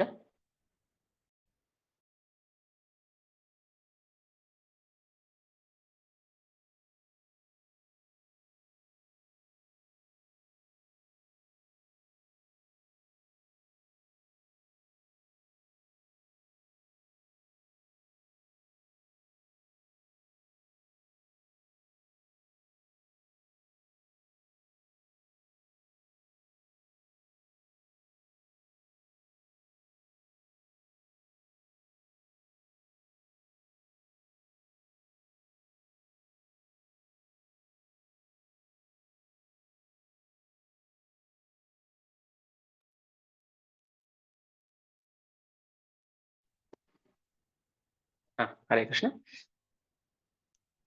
ಇಂದ್ರ ಸ್ವಾಮಿಗೆ ಒಂದು ಅನುಮಾನ ಬಂತು, ಹೆಂಗೆ ಭಗವಂತ ತನ್ನ ರತ್ನ ಸಿಂಹಾಸವನ್ನು ಬಿಟ್ಟು ಹೋಗ್ಬಿಡ್ತಾನೆ?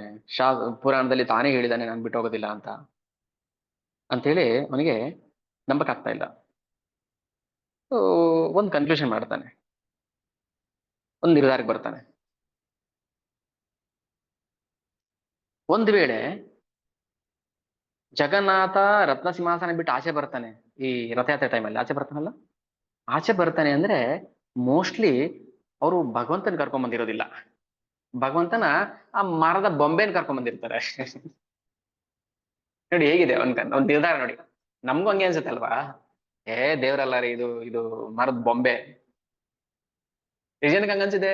ಮರದ ಬೊಂಬೆ ಅಲ್ಲ, ಅವನ್ ಕೃಷ್ಣ, ಅವ್ನ್ ದಾರು ಬ್ರಹ್ಮ ಕೃಷ್ಣ ಬರ್ತಾನೆ ಆಚೆ ರಥದಲ್ಲಿ ಕೂತ್ಕೊಂಡು. ರಥೇಚ ವಾಮನಂ ದುಷ್ಟ ಪುನರ್ಜನ್ಮನ ವಿದ್ಯತೆ, ಸ್ಕಂದ ಪುರಾಣದಲ್ಲಿ ಹೇಳ್ತಾರೆ. ರಥದಲ್ಲಿ ಭಗವಂತನ ನೋಡಿದ್ರೆ, ರಥದಲ್ಲಿ ಕೂತಿರುವಂತ ಭಗವಂತನ ನೋಡಿದ್ರೆ ಅವನಿಗೆ ಪುನರ್ಜನ್ಮನ ವಿದ್ಯತೆ. ಅವ್ನ್ ಸಾಕ್ಷಾತ್ ಭಗವಂತ, ಗೊಂಬೆ ಅಲ್ಲ. ಬಟ್ ಇಂದ್ರ ಸ್ವಾಮಿಗೆ ಏನ್ ಅನ್ಸ್ತು ಅಂದ್ರೆ, ಇಲ್ಲ ಇವ್ರು ಮೋಸ್ಟ್ಲಿ ಏನ್ ಮಾಡಿರ್ತಾರೆ ಅಂದ್ರೆ,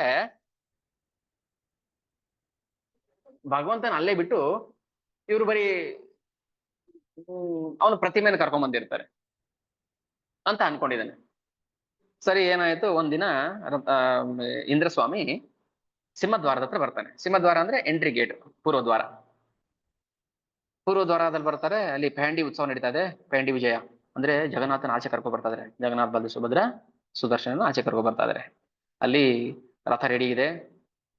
ಟಿಟಿಸ್ ನ ಒಂದಾದ್ಮೇಲೆ ಕರ್ಕೊಂಡ್ ಬರ್ತಾರೆ. ಹೆಂಗ್ ಕರ್ಕೊಂಡ್ ಬರ್ತಾರೆ ಗೊತ್ತಲ್ಲ? ಅದು ಹೇಳ್ತೀವಿ. ಯಾಕೆ ಆ ಆರ್ಡರ್ ಕರ್ಕೊಂಡ್ ಬರ್ತಾರೆ? ಅದಕ್ಕೊಂದು ಲೀಲೆ ಇದೆ. ಯಾಕೆ ಮೊದಲು ಸುದರ್ಶನ, ಬಲರಾಮ, ಸುಭದ್ರ, ಆಮೇಲೆ ಜಗನ್ನಾಥ? ಅದು ದ್ವಾರಕೆಯಿಂದ ಕೃಷ್ಣ ವೃಂದಾವನ ಬರೋ ಲೀಲೆ. ಅದು ಹೇಳಿದ್ದೇನೋ ನೆನಪಿಲ್ಲ. ಹಾಗೆ ಯಾವ ಆರ್ಡರ್ ಹೋಗ್ತಾರೆ ರಾಧಾರಾಣಿ ನೋಡೋದಕ್ಕೆ ವೃಂದಾವನದಲ್ಲಿ, ಅದು ಕೊನೆಯಲ್ಲಿ ಭಗವಂತನ ಲೀಲೆ ಅಂತ್ಯ ಸಮಯದಲ್ಲಿ. ಸೊ ಅದೇ ಆರ್ಡ್ರಲ್ಲೇ ಜಗನ್ನಾಥನ ಮೆರವಣಿಗೆ ಮಾಡ್ತಾರೆ. ಹೆಂಗಂದ್ರೆ ನಂಗೆ ಕರ್ಕೊಂಬರಂಗಿಲ್ಲ. ಪೆಹಂಡಿ ಉತ್ಸವ ನಡೀತಾ ಇದೆ. ಇಂದ್ರ ಸ್ವಾಮಿ ಹೋದ್ರು, ನೋಡ್ತಾ ಇದಾರೆ, ಲಕ್ಷಾಂತರ ಜನ ಸೇರಿಬಿಟ್ಟಿದ್ದಾರೆ. ಎಲ್ರು ಜೈ ಜಗನ್ನಾಥ ಜೈ ಜಗನ್ನಾಥ ಕುಣಿತಾ ಇದಾರೆ, ಡ್ಯಾನ್ಸ್ ಮಾಡ್ತಾ ಇದಾರೆ. ನೋಡ್ದ, 3 ರಥ ರೆಡಿ ಇದೆ. ಆ ರಥ ಬೀದಿ ಇದೆಯಲ್ಲ, ಜಗನ್ನಾಥನ ರಥ ಹೋಗೋ, ಅದಕ್ಕೆ ಗ್ರ್ಯಾಂಡ್ ರೋಡ್ ಅಂತ ಹೇಳ್ತಾರೆ ಇವಾಗ. ಗ್ರ್ಯಾಂಡ್ ರೋಡ್, ತುಂಬಾ ದೊಡ್ಡ ರೋಡ್ ಅದು, ಜಗನ್ನಾಥನ ರಥ ಹೋಗುವಂತ ಜಾಗ. ಸರಿ, ಇಂದ್ರ ಸ್ವಾಮಿ ಏನ್ ಮಾಡ್ತಾನೆ, ನೋಡೋಣ ಅಂತ ನೋಡ್ತಾ ಇದ್ದಾನೆ. ಎಲ್ಲಾ ರಥದಿಂದ ಹೋದ್ರು. ಜೈ ಜಗನ್ನಾಥ ಜೈ ಜಗನ್ನಾಥ, ಜಗನ್ನಾಥ ಸ್ವಾಮಿ ನಯನ ಪದಗಾಮಿ ಭವತು ಮೇ ಹಾಡ್ಕೊಂಡು ಹೋಗ್ತಿದ್ದಾರೆ. ನೋಡ್ದ ಎಲ್ಲ ಹೊರಟ್ರು ರಥದಿಂದ ಹಿಂದೆ. ಇವನ್ ಮಾತ್ರ ಹೋಗ್ಲಿಲ್ಲ. ಇವ್ ಮಾತ್ರ ಹೋಗ್ಲಿಲ್ಲ. ಯಾರು? ಇಂದ್ರ ಸ್ವಾಮಿ. ಯಾಕಂದ್ರೆ ಇವನ್ ಮನ್ಸಲ್ಲಿ ಏನೋ ಒಂದು ಸಂಶಯ ಬಂದ್ಬಿಟ್ಟಿದೆ. ಅಲ್ಲ, ಜಗನ್ನಾಥ ಹೇಳಿದಾನೆ ನಾನು ಅಲ್ಲಿ ಬಿಟ್ಟು ಹೋಗೋದಿಲ್ಲ ಅಂತ, ಮತ್ತೆ ಜಗನ್ನಾಥ ಆಚೆ ರಥದಲ್ಲಿ ಕೂತಿದ್ದಾನೆ ಅಂದ್ರೆ ಒಳಗೆ ಯಾರು ಇರ್ತಾರೆ ನೋಡೋಣ ಅಂತ ಅವ್ನಿಗೆ ಆಶ್ಚರ್ಯ. ಸರಿ, ಏನ್ ಮಾಡ್ದ, ಎಲ್ರು ಹೋಗ್ಲಿ ಅಂತ ಕಾಯ್ಕೊಂಡು ಕೂತ್ಕೊಂಡ. ಎಲ್ಲ ರಥದಿಂದ ಹೋದ್ರು. ಇಂದ್ರ ಸ್ವಾಮಿ ಏನ್ ಮಾಡ್ತಾನೆ, ಅಲ್ಲೇ ಉಳ್ಕೊಂಡ್ಬಿಡ್ತಾನೆ. ಏನಾಯ್ತು ನೋಡ ಮುಂದೆ ಏನಾಗುತ್ತೆ ಅಂತ. ಅವ್ನ್ ನಂಬಿಕೆನೆ ಬರ್ತಾ ಇಲ್ಲ ಇನ್ನ. ಇಲ್ಲ ಜಗನ್ನಾಥ ಒಳಗೆ ಇದ್ದಾನೆ ಅಂತಾನೆ ಅವನಿಗೆ ನಂಬಿಕೆ. ಅಂದ್ರೆ ಜಗನ್ನಾಥನ ನೋಡ್ಲೇಬೇಕು, ಅಲ್ಲಿ ಇದ್ದಾನೆ ಜಗನ್ನಾಥ. ನನಗದೆಲ್ಲ ಗೊತ್ತಿಲ್ಲ. ಜಗನ್ನಾಥ ರಥದಲ್ಲಿ ಇರ್ಬೋದು ಬಿಡ್ಬೋದು, ನನಗ್ ಬೇಡ, ನನ್ಗೆ ಬೇರೆ ಪ್ರಶ್ನೆ, ಅದ್ ಬೇಕಾಗಿಲ್ಲ ನನಗೆ. ನನಗೆ ಬೇಕಾಗಿರೋದು ರತ್ನ ಸಿಂಹಾಸನ ಕೂತಿರ್ಬೇಕು ಅವನು ಇವಾಗ. ಎಷ್ಟು ಜನಕ್ಕೆ ನಂಬಿಕೆ ಬರುತ್ತೆ ಹೇಳಿ? ಯಾರಿಗೆ ನಂಬಿಕೆ ಬರುತ್ತೆ? ಈಗ ಮೊನ್ನೆ ಇಸ್ಕಾನ್ ಶೇಷಾದ್ರಿಪುರಮಲ್ಲಿ ರಥಯಾತ್ರೆ ಆಯ್ತು. ಜಗನ್ನಾಥ ರಸ್ತೆಗೆ ಬಂದ್ಬಿಟ್ಟಿದ್ದಾನೆ ಎಲ್ಲರೂ ನೋಡೋದಕ್ಕೆ. ಎಷ್ಟು ಜನಕ್ಕೆ ನಂಬಿಕೆ ಇಟ್ಕೊಂಡು ನಾವು ಇಲ್ಲ ಮೇಲ್ಗಡೆ ಜಗನ್ನಾಥ ಇದ್ದಾನೆ, ಅದೇ ಜಗನ್ನಾಥನೇ ಇದ್ದಾನೆ, ಮೇಲ್ಗಡೆ ಹೋದ್ರೆ ದರ್ಶನ ಆಗತ್ತೆ ಅಂತ ಎಷ್ಟು ನಾವು ಅವ್ರ ಫೋಟೋ ಇತ್ತು.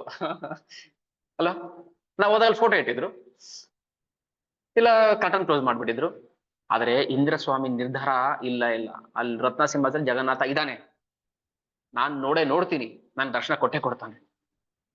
ಯಾಕಂದ್ರೆ ಪುರಾಣ ಸುಳ್ಳು ಹೇಳೋದಿಲ್ಲ, ಶಾಸ್ತ್ರ ಸುಳ್ಳು ಹೇಳೋದಿಲ್ಲ, ಜಗನ್ನಾಥ ಸುಳ್ಳು ಹೇಳೋದಿಲ್ಲ, ಭಕ್ತ ಸುಳ್ಳು ಹೇಳೋದಿಲ್ಲ. ನನಗೆ ಅವ್ರ ಮೇಲೆ ನಂಬಿಕೆ ಇದೆ. ಇದು ನಂಬಿಕೆ, ಇದು ಹುಚ್ಚಾಟ ಅಲ್ಲ, ಇದು ನಂಬಿಕೆ. ನಮ್ಗೆ ಏನಿಸುತ್ತೆ, ಈಗ ಯಾರಾದ್ರೂ ಮೇಲೆ ಹೋಗ್ತಾರೆ, ಪ್ರಭುಜಿ ಯಾಕೆ ಮೇಲೆ ಹೋಗ್ತಿದ್ದೀರಾ, ಅಲ್ಲಿ ಜಗನ್ನಾಥ ಇಲ್ಲ, ಇಲ್ಲಿ ರಥದಲ್ಲಿ ಕೂತಿದ್ದಿಲ್ವಾ, ಜಗನ್ನಾಥ ಮೇಲ್ಗಡೆ ಇಲ್ಲ, ದರ್ಶನ ಇಲ್ಲ, ಎಲ್ಲ ಬಂದ್ಬಿಟ್ಟಿದ್ದಾರೆ ರಥಯಾತ್ರೆಗೆ, ನೀವು ಹೋಗ್ಬಿಡಿ ಮೇಲ್ಗಡೆ ಅಂತ ಹೇಳ್ತೀವಿ ನಾವು. ಹೇಳಲ್ವಾ? ಇಲ್ಲ, ಹೋಗಿ ಮೇಲ್ಗಡೆ ಜಗನ್ನಾಥ ಇದ್ದಾನೆ ಅಂತ ಹೇಳ್ತೀವ ನಾವು. ಒಂದ್ ವೇಳೆ ಜಗನ್ನಾಥ ಮೇಲ್ಗಡೆ ಇದ್ದಾನೆ ಅಂತ ಹೇಳಿದ್ರು ಮುಖ ನೋಡ್ತಾರೆ ನಮ್ಗೆ, ಏನ್ ಪ್ರಭುಜಿ ಸುಳ್ಳು ಹೇಳ್ತಾ ಇದೀರಾ, ಜಗನ್ನಾಥ ರಥದಲ್ಲಿ ಕೂತಿದ್ದಾನೆ, ಮೇಲ್ಗಡೆ ಇದ್ದಾನ? ಹೌದು ಇದ್ದಾನೆ, ನೋಡ್ಕೊ ಬನ್ನಿ ಹೋಗಿ. ನಂಬಿಕೆ ಹುಟ್ಸೋದು ಭಾರಿ ಕಷ್ಟ, ನಂಬಿಕೆನ ಕಳೆಯೋದು ತುಂಬಾ ಈಸಿ. ಅವ್ರ ಹಂಗ ಮುಗಿದೋಯ್ತು, ನಂಬಿಕೆ ಹೋಯ್ತು, ಇನ್ ಯಾವ ಕಾರಣಕ್ಕೂ ನಂಬಿಕೆ ಬರೋದಿಲ್ಲ. ನಂಬಿಕೆ ಹುಟ್ಸೋದಿದೆಯಲ್ಲ ತುಂಬಾ ಕಷ್ಟ ಇದೆ. ಶತಾಯ ಗತಾಯ ಲಾಗ ಹೊಡಿಬೇಕು. ದೇವ್ರನ್ನ ನಂಬಿ ಪ್ಲೀಸ್, ದೇವ್ರನ್ನ ನಂಬಿ ಪ್ಲೀಸ್. ಇಲ್ಲ, ದೇವ್ರಿಲ್ಲ ರೀ, ದೇವ್ರಿಲ್ಲ ಅಂದ್ರೆ ಮುಗ್ದೋಯ್ತು. ಹೌದಲ್ಲ, ದೇವ್ರಿಲ್ಲ, ಮುಗ್ದೋಯ್ತು. ನಂಬಿಕೆನ ಹುಟ್ಸೋದು ಭಾರಿ ಕಷ್ಟ ಇದೆ, ನಂಬಿಕೆನ ಕಳೆಯೋದು ತುಂಬಾ ಸುಲಭ. ಅಂಥದ್ರಲ್ಲಿ ಇಂದ್ರ ಸ್ವಾಮಿಗೆ ಅಷ್ಟು ನಂಬಿಕೆ ಎಲ್ಲಿಂದ ಬಂತು? ಯಾರು ಕೊಟ್ರು ನಂಬಿಕೆ ನನ್ನ ನಂಬು ಅಂತ? ಕೃಷ್ಣ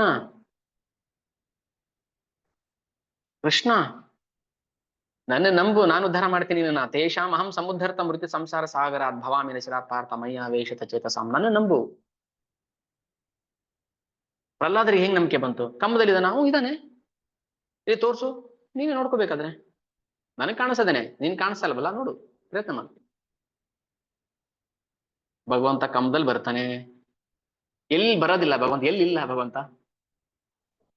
ಸರ್ವಂತರ್ಯಾಮಿ ಭಗವಂತ ಎಲ್ಲ ಕಡೆ ಇದ್ದಾನೆ,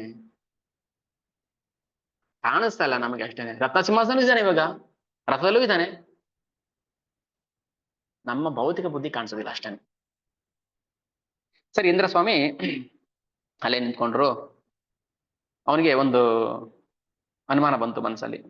ಅನುಮಾನ ಅಂದ್ರೆ ಅದು ನೆಗೆಟಿವ್ ಅಲ್ಲ, ಅದನ್ನ ಪರಿಹಾರ ಮಾಡ್ಕೋಬೇಕು. ಏನಂತ ಏನಂತ ಬರುತ್ತೆ ಅವನಿಗೆ, ಈ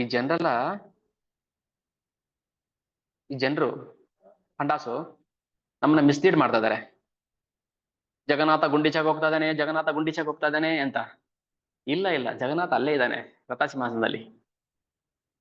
ಹೆಂಗೆ ಜಗನ್ನಾಥ ರತ್ನ ಸಿಂಹಾಸನ ಬಿಟ್ಟು ಹೋಗ್ಬಿಡ್ತಾನೆ ಅಂತ ಅವ್ರಿಗೆ. ಮಹಾಪ್ರಳಯ ಆದ್ರೂ ಕೂಡ ಜಗನ್ನಾಥ ಹೋಗೋದಿಲ್ಲ ಅಲ್ಲಿಂದ. ಅಲ್ಲಿರೋ ಯಾವ್ದು ಪ್ರತಿಯೊಂದು ವಸ್ತುನು ಕೂಡ ನಾಶವಾಗೋದಿಲ್ಲ. ಮಹಾಪ್ರಳಯ ಆದಾಗ್ಲೂ. ಮಹಾಪ್ರಳಯ ಯಾವಾಗ ಆಗುತ್ತೆ? ಬ್ರಹ್ಮದೇವರ 100 ವರ್ಷ ಆದ್ಮೇಲೆ ಆಗುತ್ತೆ. ನಿತ್ಯ ಪ್ರಳಯ ಆಗ್ತಾ ಇದೆ. ಈಗ ನೋಡಿ, ಟೈಮ್ ಎಷ್ಟೀಗ? 8 ಗಂಟೆ 10 ನಿಮಿಷ, 8 ಗಂಟೆ 9 ನಿಮಿಷ ಪ್ರಳಯ ಆಯ್ತು, ನಮ್ಗೆ ಗೊತ್ತಾಗಿಲ್ಲ ಅಷ್ಟೇ. ಈಗ ಇನ್ನೊಂದು ಸ್ವಲ್ಪ ಹೊತ್ತಲ್ಲಿ 8 ಗಂಟೆ 10 ನಿಮಿಷ ಪ್ರಳಯ ಆಗುತ್ತೆ, 8:11 ಆಗುತ್ತೆ. ಸ್ವಲ್ಪ ಹೊತ್ತಾದ್ಮೇಲೆ 8:11 ಪ್ರಳಯ ಆಗುತ್ತೆ. ನಿತ್ಯ ಪ್ರಳಯ ಆಗ್ತಾ ಇದೆ. ಅದೇ ಮಹಾಪ್ರಳಯ ಆಗೋದು ಯಾವಾಗ? ಬ್ರಹ್ಮದೇವರ ನೋಡಿ ಪ್ರಳಯ ಆಯ್ತು ಇವಾಗ. ಎಷ್ಟು ಜನ ಗೊತ್ತಾಯ್ತು? ಗೊತ್ತಾಗಿಲ್ಲ. ಹಾಗೇನೆ ಬ್ರಹ್ಮದೇವರು ತನ್ನ ಪೂರ್ತಿ ಆಯುಷ್ಯವನ್ನ ಮುಗಿಸಿದಾಗ ಮಹಾಪ್ರಳಯ ಆಗುತ್ತೆ. ಆಗ ಬ್ರಹ್ಮದೇವ್ರನ್ನ ಇನ್ನು ಮೇಲಿನ ಉನ್ನತ ಲೋಕಕ್ಕೆ ಕಳಿಸ್ತಾರೆ, ವೈಕುಂಠಕ್ಕೋ ಅಥವಾ ಗೋಲೋಕಕ್ಕೋ ಕಳಿಸ್ತಾರೆ. ಅಲ್ಲಿ ಇನ್ನೊಬ್ಬ ಬ್ರಹ್ಮ ತಂದು ಕೂರಿಸ್ತಾರೆ. ಹೀಗೆ ಬ್ರಹ್ಮ ಶಿವರುಗಳು ಕೂಡ ತಮ್ಮ ಸ್ಥಾನವನ್ನ ಬದಲಾಯಿಸ್ತಾ ಇರ್ತಾರೆ. ಅದಕ್ಕೆ ಅವರೇ ಸುಪ್ರೀಂ ಅಲ್ಲ. ನಾವು ಅನ್ಕೋಬಹುದು ಅಷ್ಟೇನೆ, ಓ ಬ್ರಹ್ಮದೇವರೇ ಸೃಷ್ಟಿಕರ್ತ, ಶಿವ ಲಯಕರ್ತ. ಶಿವ ಲಯಕರ್ತ ಅಲ್ಲ, ಬ್ರಹ್ಮ ಸೃಷ್ಟಿಕರ್ತ ಅಲ್ಲ. ಮತ್ತೆ ಕೃಷ್ಣನ ಒಂದು ಅಂಶ ಅಷ್ಟೇನೆ. ನಂಬಿಕೆ ಬರೋದಿಲ್ಲ, ಅದಕ್ಕೆ ಹೇಳಿದೆ ನಂಬಿಕೆ ಹುಟ್ಸೋದು ತುಂಬಾ ಕಷ್ಟ ಇದೆ. ನನ್ನ ಪ್ರಯತ್ನ ನಾನು ಮಾಡ್ತೀನಿ ಅಷ್ಟೇ. ನಂಬಿಕೆ ಬರುತ್ತೆ ಬಿಡದೆ ಅದು ಪ್ರತಿಯೊಬ್ಬರ ಜೀವನ ಸ್ವಭಾವದ ಮೇಲೆ ಡಿಪೆಂಡ್ ಆಗುತ್ತೆ ಅಷ್ಟೇ.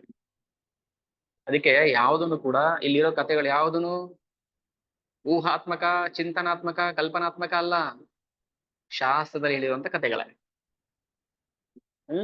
ಪ್ರತಿಯೊಂದು ಕಥೆನೂ ಹೇಳುತ್ತೆ. ಈಗ ಪುಣ್ಯಕೋಟಿ ಕಥೆ ಬರುತ್ತಲ್ಲ, ಧರಣಿ ಮಂಡಲ, ಹಾಡಿಲ್ಲ ಕತೆ, ಅದು ಸ್ಕಂದ ಪುರಾಣದ ಕತೆ, ಸಾರಿ ಪದ್ಮ ಪುರಾಣದ ಕತೆ. ಅದು ಒಂದು ಊರಲ್ಲಿ ಒಂದು ಪುಣ್ಯಕೋಟಿ ಹಸು ಇತ್ತು, ಅದು ಕಾಡಿಗೆ ಹೋಗಿತ್ತು. ನಾವೆಲ್ಲ ಒಂದೇ ಕ್ಲಾಸ್ ಓದಿಲ್ವಾ ಅದು? ಅದು ಪುರಾಣದ ಕತೆ. ಅದು ಎಷ್ಟು ಜನ ಟೀಚರ್ಸ್ ಗೊತ್ತು ಅದು ಪದ್ಮ ಪುರಾಣದ ಕತೆ ಅಂತ? ಗೊತ್ತಿಲ್ಲ. ಪುರಾಣದಲ್ಲಿ ಏನ್ ಹೇಳ್ತಾರೆ ಅದು ಸತ್ಯ, ಊಹೆ ಮಾಡೋದಲ್ಲ. ಅಥವಾ ನಾವು ಯಾವ್ದೋ ಎಸ್ ಎಲ್ ಭೈರಪ್ಪ ಕಲ್ಪನಾ ಏನು ಕಲ್ಪನಾತೀತ ಕಥೆಗಳು ಅಲ್ಲ, ನಮ್ಮ ಕಲ್ಪನೆಗೆ ಸಿಗುವಂತ ಕಥೆಗಳಲ್ಲ ಇದು. ನಾವು ಊಹೆ ಕೂಡ ಮಾಡಕ್ಕಾಗೋದಿಲ್ಲ. ಅದಕ್ಕೆ ಪುರಾಣದಲ್ಲಿರುವಂತ ಕಥೆಗಳನ್ನ ಮಕ್ಕಳಿಗೆ ಕೆಲವು ಸ್ಕೂಲ್ಗಳಲ್ಲಿ ಕಥೆ ಹೇಳ್ತಾರೆ. ಸ್ಕೂಲಲ್ಲಿ ಮಕ್ಕಳಿಗೆ, ಯಾವ ಸ್ಕೂಲಲ್ಲಿ, ಫಾರ್ಮಲ್ ಸ್ಕೂಲಲ್ಲಿ ಅಲ್ಲ, ಕೆಲವು ಎಥಿಕ್ಸ್ ಮಾರಲಿಟಿ ಇರೋ ಸ್ಕೂಲ್ಗಳಲ್ಲಿ ಅವರು ಒಂದು ಊರಲ್ಲಿ ಒಂದು ಕೋತಿ ಇತ್ತು ಅವೆಲ್ಲ ಹೇಳೋದಿಲ್ಲ. ಅವರು ಪುರಾಣದಲ್ಲಿ ಏನ್ ಹೇಳ್ತಾರೆ ಅದೇ ಕಥೆಗಳನ್ನ ಹೇಳ್ತಾರೆ.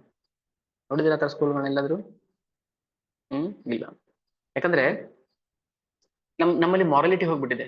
ಅದಕ್ಕೆ ಯಾಕೆ ಈ ಮಾಡರ್ನ್ ಸ್ಕೂಲ್ ಅದು ಆ ಸಿಸ್ಟಮ್ ನಮ್ಗೆ ಬೇಜಾರಾಗುತ್ತೆ ಅಂದ್ರೆ, ಮಕ್ಕಳಿಗೆ ಬೇಡದಿರೋದನ್ನ ತುಂಬ್ತಾರೆ. ಅವಾಗ ಪುರಾಣದ ಕಥೆಗಳು ಒಳಗೆ ಹೋಗೋದಿಲ್ಲ.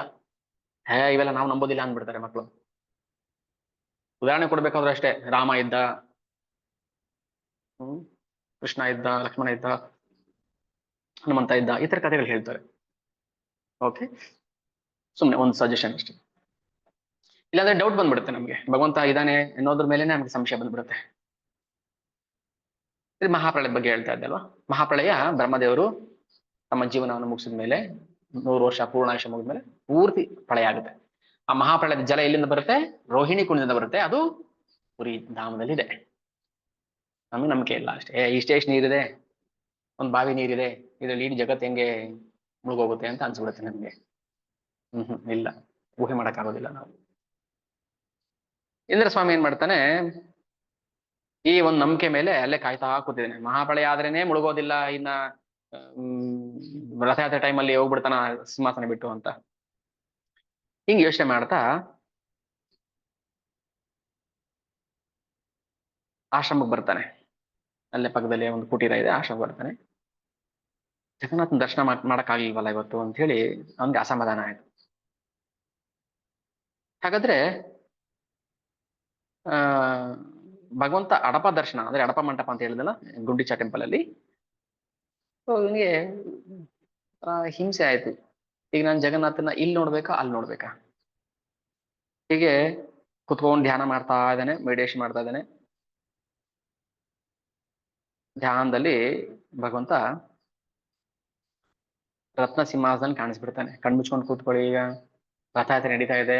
ಜಗನ್ನಾಥ್ ಎಲ್ಲಿದ್ದಾನೆ ಇವಾಗ? ಗ್ರ್ಯಾಂಡ್ ರೋಡ್ ಅಲ್ಲಿ ಇದ್ದಾನೆ, ಹೌದಾ? ಇನ್ನು ಸ್ವಲ್ಪ ದಿನಕ್ಕೆ ಅವನು ಗುಂಡಿಚಾಗ ಹೋಗ್ತಾನೆ. ಕಣ್ಮುಚ್ಕೊಂಡು ಕೂತ್ಕೊಳ್ಳಿ, ರತ್ನ ಮಂಟಪದಲ್ಲಿ ಜಗನ್ನಾಥ ಕಾಣಿಸ್ತಾ ಇದ್ದಾನೆ ನಮಗೆ ಇವಾಗ. ಕಾಣಿಸ್ತದೇನಾ? ಓಕೆ, ಈಗ ಹೋಗಿ ನೋಡ್ತೀರಾ ರತ್ನ ಸಿಂಹಾಸನ ಇದ್ದಾನ ಅಂತ? ಇರೋದಿಲ್ಲ. ಆದ್ರೆ ಇಂದ್ರ ಸ್ವಾಮಿಗೆ ಧ್ಯಾನದಲ್ಲಿ ಕೂತಿರ್ಬೇಕಾದ್ರೆ ಜಗನ್ನಾಥನೇ ಬಂದು ಹೇಳ್ತಾನೆ, ಅಲ್ಲಿರ್ತೀನಿ ನಾನು, ಹೋಗು ನೋಡು. ನಮ್ಮ ನಂಬಿಕೆಗೆ ತಕ್ಕ ಹಾಗೆ ಭಗವಂತ ರೆಸಿಪ್ರಿಕೇಟ್ ಮಾಡ್ತಾನೆ. ಸರಿ, ಇಂದ್ರ ಸ್ವಾಮಿ ಹೋದ್ರು, ರತ್ನ ಸಿಂಹಾಸನ ನೋಡ್ತಾರೆ. ರತ್ನ ಸಿಂಹಾಸನಿಗೆ ಪ್ರದಕ್ಷಿಣೆ ಬರ್ತಾ ಇದ್ದಾನೆ. ಅಲ್ಲಿ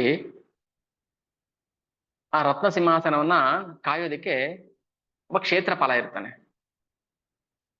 ಆ ಕ್ಷೇತ್ರಪಾಲ ಯಾರು? ಮಹಾದೇವ, ಶಿವ. ನೋಡ್ತಾನೆ, ಶಿವ ತನ್ನ ಮೂಲ ರೂಪನ ತೋರಿಸ್ತಿಲ್ಲ. ಏನೋ ಒಂಥರ ವಿಕಾರವಾಗಿರುತ್ತೆ. ಇವ್ನು ನೋಡಿ ಭಯ ಆಯ್ತು. ಯಾರು ನೀನು ಅಂತ ಕೇಳ್ತಾರೆ. ಯಾರು? ಇಂದ್ರಸ್ವಾಮಿ. ನಾನು ಭಗವಂತ ಸ್ಮರಣೆ ಮಾಡ್ತಾ ನಾನು ಪ್ರದಕ್ಷಿಣೆ ಬರ್ತಾ ಇದೀನಿ. ಇನ್ನೂ ಜಗನ್ನಾಥ ಕಾಣಿಸಿಲ್ಲ ಅವನ ರತ್ನ ಸಿಂಹಾಸನದಲ್ಲಿ. ಅಷ್ಟು ಅದಕ್ಕೆ ಮುಂಚೆ ಕ್ಷೇತ್ರಪಾಲ ಶಿವ ಪ್ರತ್ಯಕ್ಷ ಆಗ್ತಾರೆ.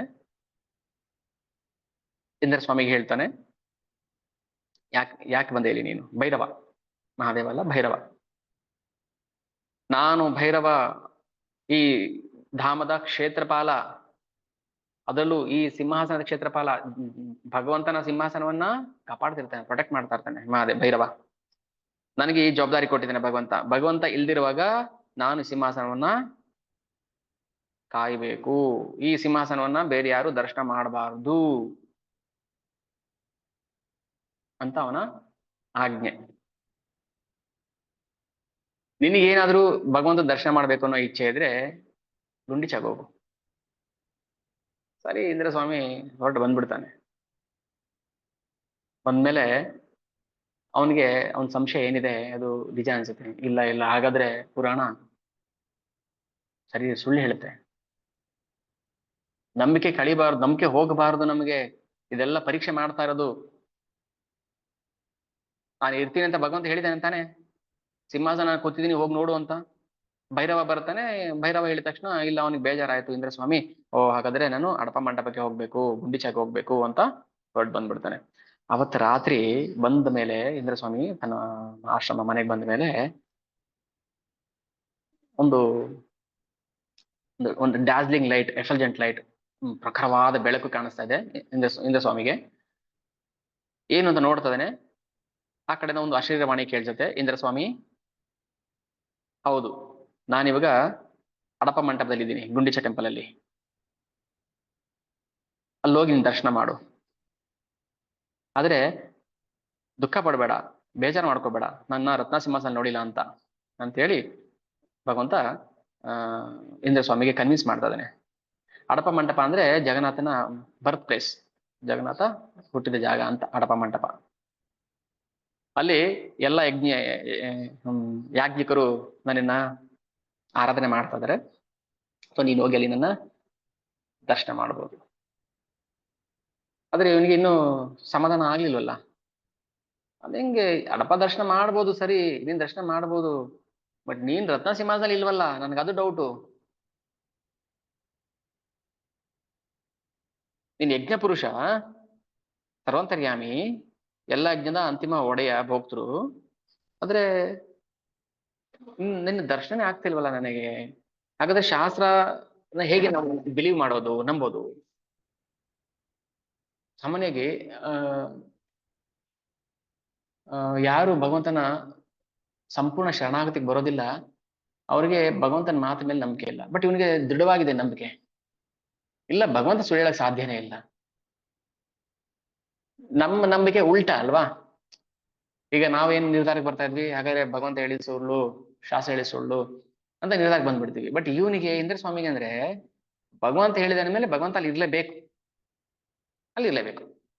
ಈ ನಂಬಿಕೆನ ಪರೀಕ್ಷೆ ಮಾಡ್ತಾನೆ, ಈ ನಂಬಿಕೆನ ಗಟ್ಟಿ ಮಾಡ್ತಾ ಇದ್ದಾನೆ ಭಗವಂತ. ಸರಿ, ಭಗವಂತ ಏನ್ ಮಾಡ್ತಾನೆ, ಇಂದ್ರಸ್ವಾಮಿಗೆ ವಿಶೇಷವಾದ ಅನುಗ್ರಹ ಸಿಗುತ್ತೆ. ಅವನಿಗೆ ಕನಸಲ್ಲ, ನಿಜವಾಗ್ಲೂ ರತ್ನ ಸಿಂಹಾಸನದಲ್ಲಿ ಭಗವಂತ ಕೂತಿರೋದು ದರ್ಶನ ಕೊಡ್ತಾನೆ. ಇದು ಯಾರಿಗೂ ಸಿಗದೇ ಇರುವಂತ ಭಾಗ್ಯ. ಇದು ಯಾರಿಗೂ ಸಿಗೋದಿಲ್ಲ ಭಾಗ್ಯ. ಏಕಕಾಲದಲ್ಲೇ ಭಗವಂತ ಗುಂಡಿಚದಲ್ಲಿ ಇರ್ತಾನೆ, ರತ್ನ ಸಿಂಹಾಸನದಲ್ಲಿ ಇರ್ತಾನೆ. ಯೋ ಮಾಂ ಪಶ್ಯತಿ ಸರ್ವತ್ರ ಸರ್ವಂಚ ಮಯಿ ಪಶ್ಯತಿ ತಸ್ಯಾಹಂ ನ ಪ್ರಣಶ್ಯಾಮಿ ಸಚಮೇ ನ ಪ್ರಣಶ್ಯತಿ. ಯಾರು ಭಗವಂತ ಸಿಂಹಾಸನದಲ್ಲಿ ಕೂತಿರೋದನ್ನ ದರ್ಶನ ಮಾಡ್ತಾರೆ, ಅವರು ಅವ್ರ ಬ್ರಹ್ಮಹತ್ಯೆ ದೋಷಗಳು ಪಾಪ ನಾಶ ಆಗ್ಬಿಡುತ್ತೆ. ಹೀಗೆ ಅವನಿಗೆ, ಇಂದ್ರಸ್ವಾಮಿಗೆ ಭಗವಂತ ತನ್ನ ಪ್ರೀತಿಯನ್ನ ಹಂಚ್ತಾನೆ, ಕೊಡ್ತಾನೆ. ಇದು ಭಕ್ತರ ಜೀವನದಲ್ಲಿ ನಡೆಯುತ್ತೆ. ಶುದ್ಧ ಭಕ್ತರ ಜೀವನದಲ್ಲಿ ಇದೆಲ್ಲ ಏನೋ ಒಂದು ವಿಚಿತ್ರ ನಡೀತಾ ಇರುತ್ತೆ. ಮಾಡ್ತಾನೆ ಭಗವಂತ ಲೀಲೆಗಳು, ನಿತ್ಯ ಲೀಲೆಗಳು ಮಾಡ್ತಿರ್ತಾನೆ. ನಮ್ಗೆ ನಂಬಿಕೆ ಸಾಲದು ಅಷ್ಟೇನೆ. ಆ ನಂಬಿಕೆನ ಗಟ್ಟಿ ಮಾಡೋಕ್ಕೋಸ್ಕರ ಭಗವಂತ ಹಿಂಗ್ ಮಾಡೋದು. ಭಗವಂತ ಹೆಂಗ್ ಲೀಲೆ ಮಾಡ್ತಾನೆ ನಮ್ಗೆ ಗೊತ್ತಾಗೋದಿಲ್ಲ, ಯಾರಿಗೂ ಗೊತ್ತಾಗೋದಿಲ್ಲ. ವಿಶೇಷ ಅನುಗ್ರಹ ಇದ್ರೆ ಮಾತ್ರ ಭಗವಂತ ನಮ್ಗೆ ಈ ದರ್ಶನವನ್ನ ಕೊಡ್ತಾನೆ. ಅದಕ್ಕೆ ರಥಯಾತ್ರೆ ತುಂಬಾ ಮಹತ್ವದ್ದು. ಮತ್ತೆ ಗುಂಡಿಚೆಯಿಂದ ಮರಳಿ ವಾಪಸ್ ಬರುವಾಗ ಒಂದು ಲೀಲೆ ಆಗುತ್ತೆ. ಅದನ್ನ ರಿಟರ್ನ್ ರಥಯಾತ್ರ ಆ ಟೈಮಲ್ಲಿ ಹೇಳಕ್ ಪ್ರಯತ್ನ ಮಾಡೋಣ. ಇಂದ್ರ ಸ್ವಾಮಿ ಹೀಗೆ ತನ್ನ ನಿರ್ಧಾರದಿಂದ ಅವನು ವಿಚಲಿತನಾಗ್ಲಿಲ್ಲ, ಗಟ್ಟಿಯಾಗಿ ಕುತ್ಕೊಂಡ್ಬಿಟ್ಟ. ಇಲ್ಲ ದರ್ಶನ ಮಾಡ್ಬೇಕು, ನಾನು ದರ್ಶನ ಕೊಡಬೇಕು ಜಗನ್ನಾಥ ಕೊಡ್ತಾನೆ. ಇದೊಂಥರ ಹೆಂಗ್ ಅನ್ಸುತ್ತೆ ನೋಡಿ ಅವನಿಗೆ, ಜಗನ್ನಾಥ ಹೋಗಿದ್ದಾನೆ ಆಚೆ, ಇಲ್ಲ ಇಲ್ಲಿ ಜಗನ್ನಾಥ ಇದ್ದಾನೆ ಗೊತ್ತು ಅವನಿಗೆ, ಕಣ್ಣಾರೆ ನೋಡ್ತಾನೆ. ರಥಯಾತ್ರೆ ಹೋಗ್ತಾ ಇದೆ, ಜಗನ್ನ 3 ರಥದಲ್ಲೂ ಕೂತ್ಕೊಂಡು ಹೋಗ್ತಿದ್ದಾರೆ, ರತ್ನ ಸಿಂಹಾಸನ ಖಾಲಿ ಇದೆ ಅಂತ ಗೊತ್ತಿದ್ರು ಕೂಡ ಭಕ್ತ ಇಲ್ಲ ನಾನು ನೋಡ್ಲೇಬೇಕು, ನಾನು ದರ್ಶನ ಮಾಡ್ಲೇಬೇಕು, ಭಗವಂತ ಹೇಳಿದಾನೆ ಅಂದ್ಮೇಲೆ ಅದು ಸತ್ಯನೇ ಇರುತ್ತೆ. ಆ ನಂಬಿಕೆ ನಮ್ಗೆ ಭಗವದ್ಗೀತಾ ಮೇಲೆ ಬಂದ್ಬಿಟ್ರೆ ನಿಜವಾಗ್ಲೂ ಎಷ್ಟು ಆನಂದ ಆಗುತ್ತೆ ಗೊತ್ತಾ. ಕೃಷ್ಣ ಯಾವ ಸುಳ್ಳು ಹೇಳಿ ಏನೋ ಮಾಡೋ ಅವಶ್ಯಕತೆ ಇಲ್ಲ, ಅವ್ನ ಮಾತಿನ ಮೇಲೆ ನಮ್ಗೆ ವಿಶ್ವಾಸ ಬರ್ತಾ ಇಲ್ಲ ಅಷ್ಟೇ. ಹೇಳಿದಾನೆ ಭಗವಂತ ಅಂದ್ಮೇಲೆ ಅದನ್ನು ಮಾಡ್ತಾನೆ. ಭಗವಂತ ಇವಾಗ ಹಣಪ ದರ್ಶನ ಕೊಡ್ತಾನೆ. ಅಲ್ಲಿ ಯಾಜ್ಞಿಕರು ಏನು ವೈದಿಕ ಸಂಪ್ರದಾಯಗಳಿದೆ ಅದನ್ನ ಫಾಲೋ ಮಾಡ್ತಾರೆ, ಭಗವಂತನ ಯಜ್ಞವನ್ನು ಅರ್ಪಣೆ ಮಾಡ್ತಾರೆ. ಇದೆಲ್ಲ ಭಕ್ತರ ಜೊತೆ ಮಾಡುವಂತಹ ಸುಂದರವಾದ ಲೀಲೆ. ಸೊ ಒಂದು ಸಣ್ಣ ಲೀಲೆ ಭಕ್ತರ ಜೀವನದಲ್ಲಿ ನಂಬಿಕೆ ಮೇಲೆ. ಸೊ ಭಗವಂತ ಶಿವನ ದರ್ಶನ ಆಗುತ್ತೆ, ಕ್ಷೇತ್ರ ಪಾಲಕ. ಶಿವನ ದರ್ಶನ ಆದ್ಮೇಲೆ ಜಗನ್ನಾಥನ ದರ್ಶನ ಆಗುತ್ತೆ. ಅದಕ್ಕೆ ಭಕ್ತರ ದರ್ಶನ ನಾವು ಮೊದಲು ಮಾಡಬೇಕು. ಓಕೆ, ಭಗವಂತನ ಮುಟ್ಟೋದು ಅಷ್ಟು ಸುಲಭ ಅಲ್ಲ, ಭಕ್ತರ ಕೃಪೆ ಬೇಕು, ಮಾಯನ್ ದಾಟಬೇಕು. ನೋಡಿ ಈಗ ಸುದರ್ಶನ ಭಕ್ತ, ಭಗವಂತನ ಭಕ್ತ, ಅವನ ದರ್ಶನ ಆಯ್ತು. ಅದಾದ್ಮೇಲೆ ಬಲದೇವರು ಬರ್ತಾರೆ. ಬಲಭದ್ರ ಅಂದ್ರೆ ಸ್ಪಿರಿಚುವಲ್ ಸ್ಟ್ರೆಂತ್, ವೈಷ್ಣವರ ಕೃಪೆ ಇದ್ರೆ ನಮ್ಗೆ ಆಧ್ಯಾತ್ಮಿಕ ಬಲ ಬರುತ್ತೆ. ಆಮೇಲೆ ಸುಭದ್ರ ಮಾಯೆ ಬರ್ತಾಳೆ, ಯೋಗ ಮಾಯೆ ಮತ್ತು ಮಹಾಮಾಯೆ, ಎರಡು ರೋಲ್ ಪ್ಲೇ ಮಾಡ್ತಾಳೆ ಅವಳು. ಭೌತಿಕ ಜಗತ್ತಿಗೆ ಬಂದಾಗ ಮಹಾಮಾಯೆ, ಅದೇ ಆಧ್ಯಾತ್ಮಿಕ ಜಗತ್ತಿರಿದಾಗ ಅವಳು ಭಗವಂತನ ನಿತ್ಯ ಸೇವೆಗೆ ಅಂತರಂಗ ಮಾಯೆ, ಅದಕ್ಕೆ ಅವಳಿಗೆ ಯೋಗ ಮಾಯೆ ಅಂತ ಕರೀತಾರೆ. ಅದಾದ್ಮೇಲೆ ಜಗನ್ನಾಥನ ದರ್ಶನ, ಸುದರ್ಶನ, ಬಲದೇವರು, ಸುಭದ್ರ, ಆಮೇಲೆ ಜಗನ್ನಾಥ. ಇದಕ್ಕೆ ನೇರವಾಗಿ ನಾವು ಜಗನ್ನಾಥನ ಹತ್ರ ಹೋಗಕ್ ಆಗೋದಿಲ್ಲ, ಅದನ್ನ ತೋರ್ಸಕ್ಕೋಸ್ಕರ ಭಗವಂತ ಇವೆಲ್ಲ ಮಾಡ್ತಾನೆ. ಶಾಸ್ತ್ರಗಳು ಇರೋದೇನಕ್ಕೆ ಅಂದ್ರೆ ಭಗವಂತನ ಸ್ಪಷ್ಟವಾಗಿ ಅರ್ಥ ಮಾಡಿಸ್ಬೇಕು. ಕಾಪಿ ಮಾಡಬಾರ್ದು, ನಾವು ಏನೋ ಮಾಡ್ದೆ ನಾವು ಮಾಡ್ತೀವಿ ಅಂತ ಮಾಡೋದಲ್ಲ. ಫಸ್ಟ್ ಅದ್ರ ಹಿಂದೆ ತತ್ವನ ಅರ್ಥ ಮಾಡ್ಕೋಬೇಕು, ಯಾಕೆ ಹಿಂಗ್ ಮಾಡ್ತಾರೆ ಅಂತ. ಭಗವಂತನಲ್ಲಿ ಪ್ರತಿಯೊಂದಕ್ಕೂ ಅರ್ಥ ಇದೆ,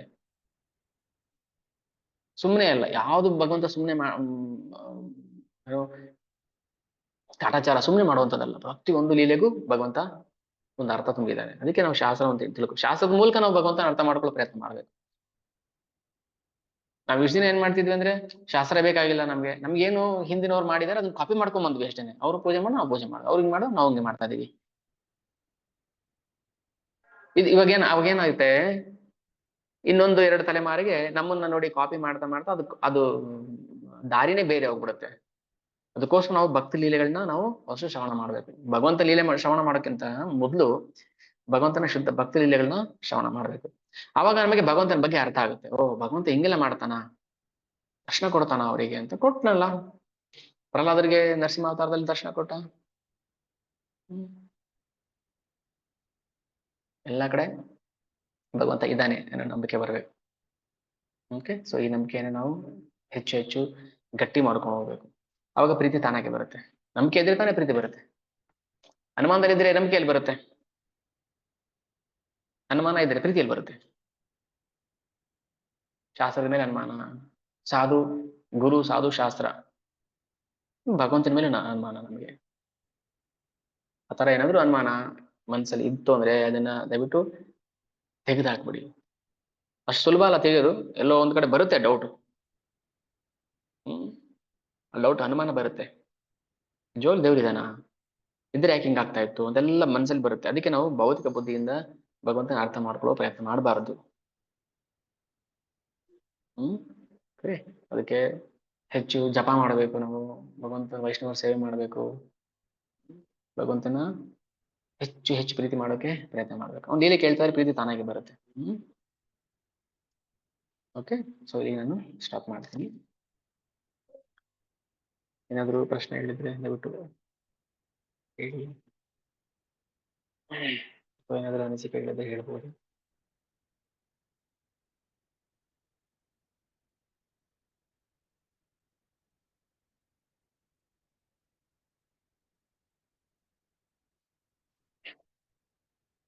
ಏನಿಲ್ವಾ? ಯಾರು ಪುರಿ ಯಾತ್ರಾ ಮಾಡಿಲ್ಲ ಇಚ್ಛೆ ಪಡಿ.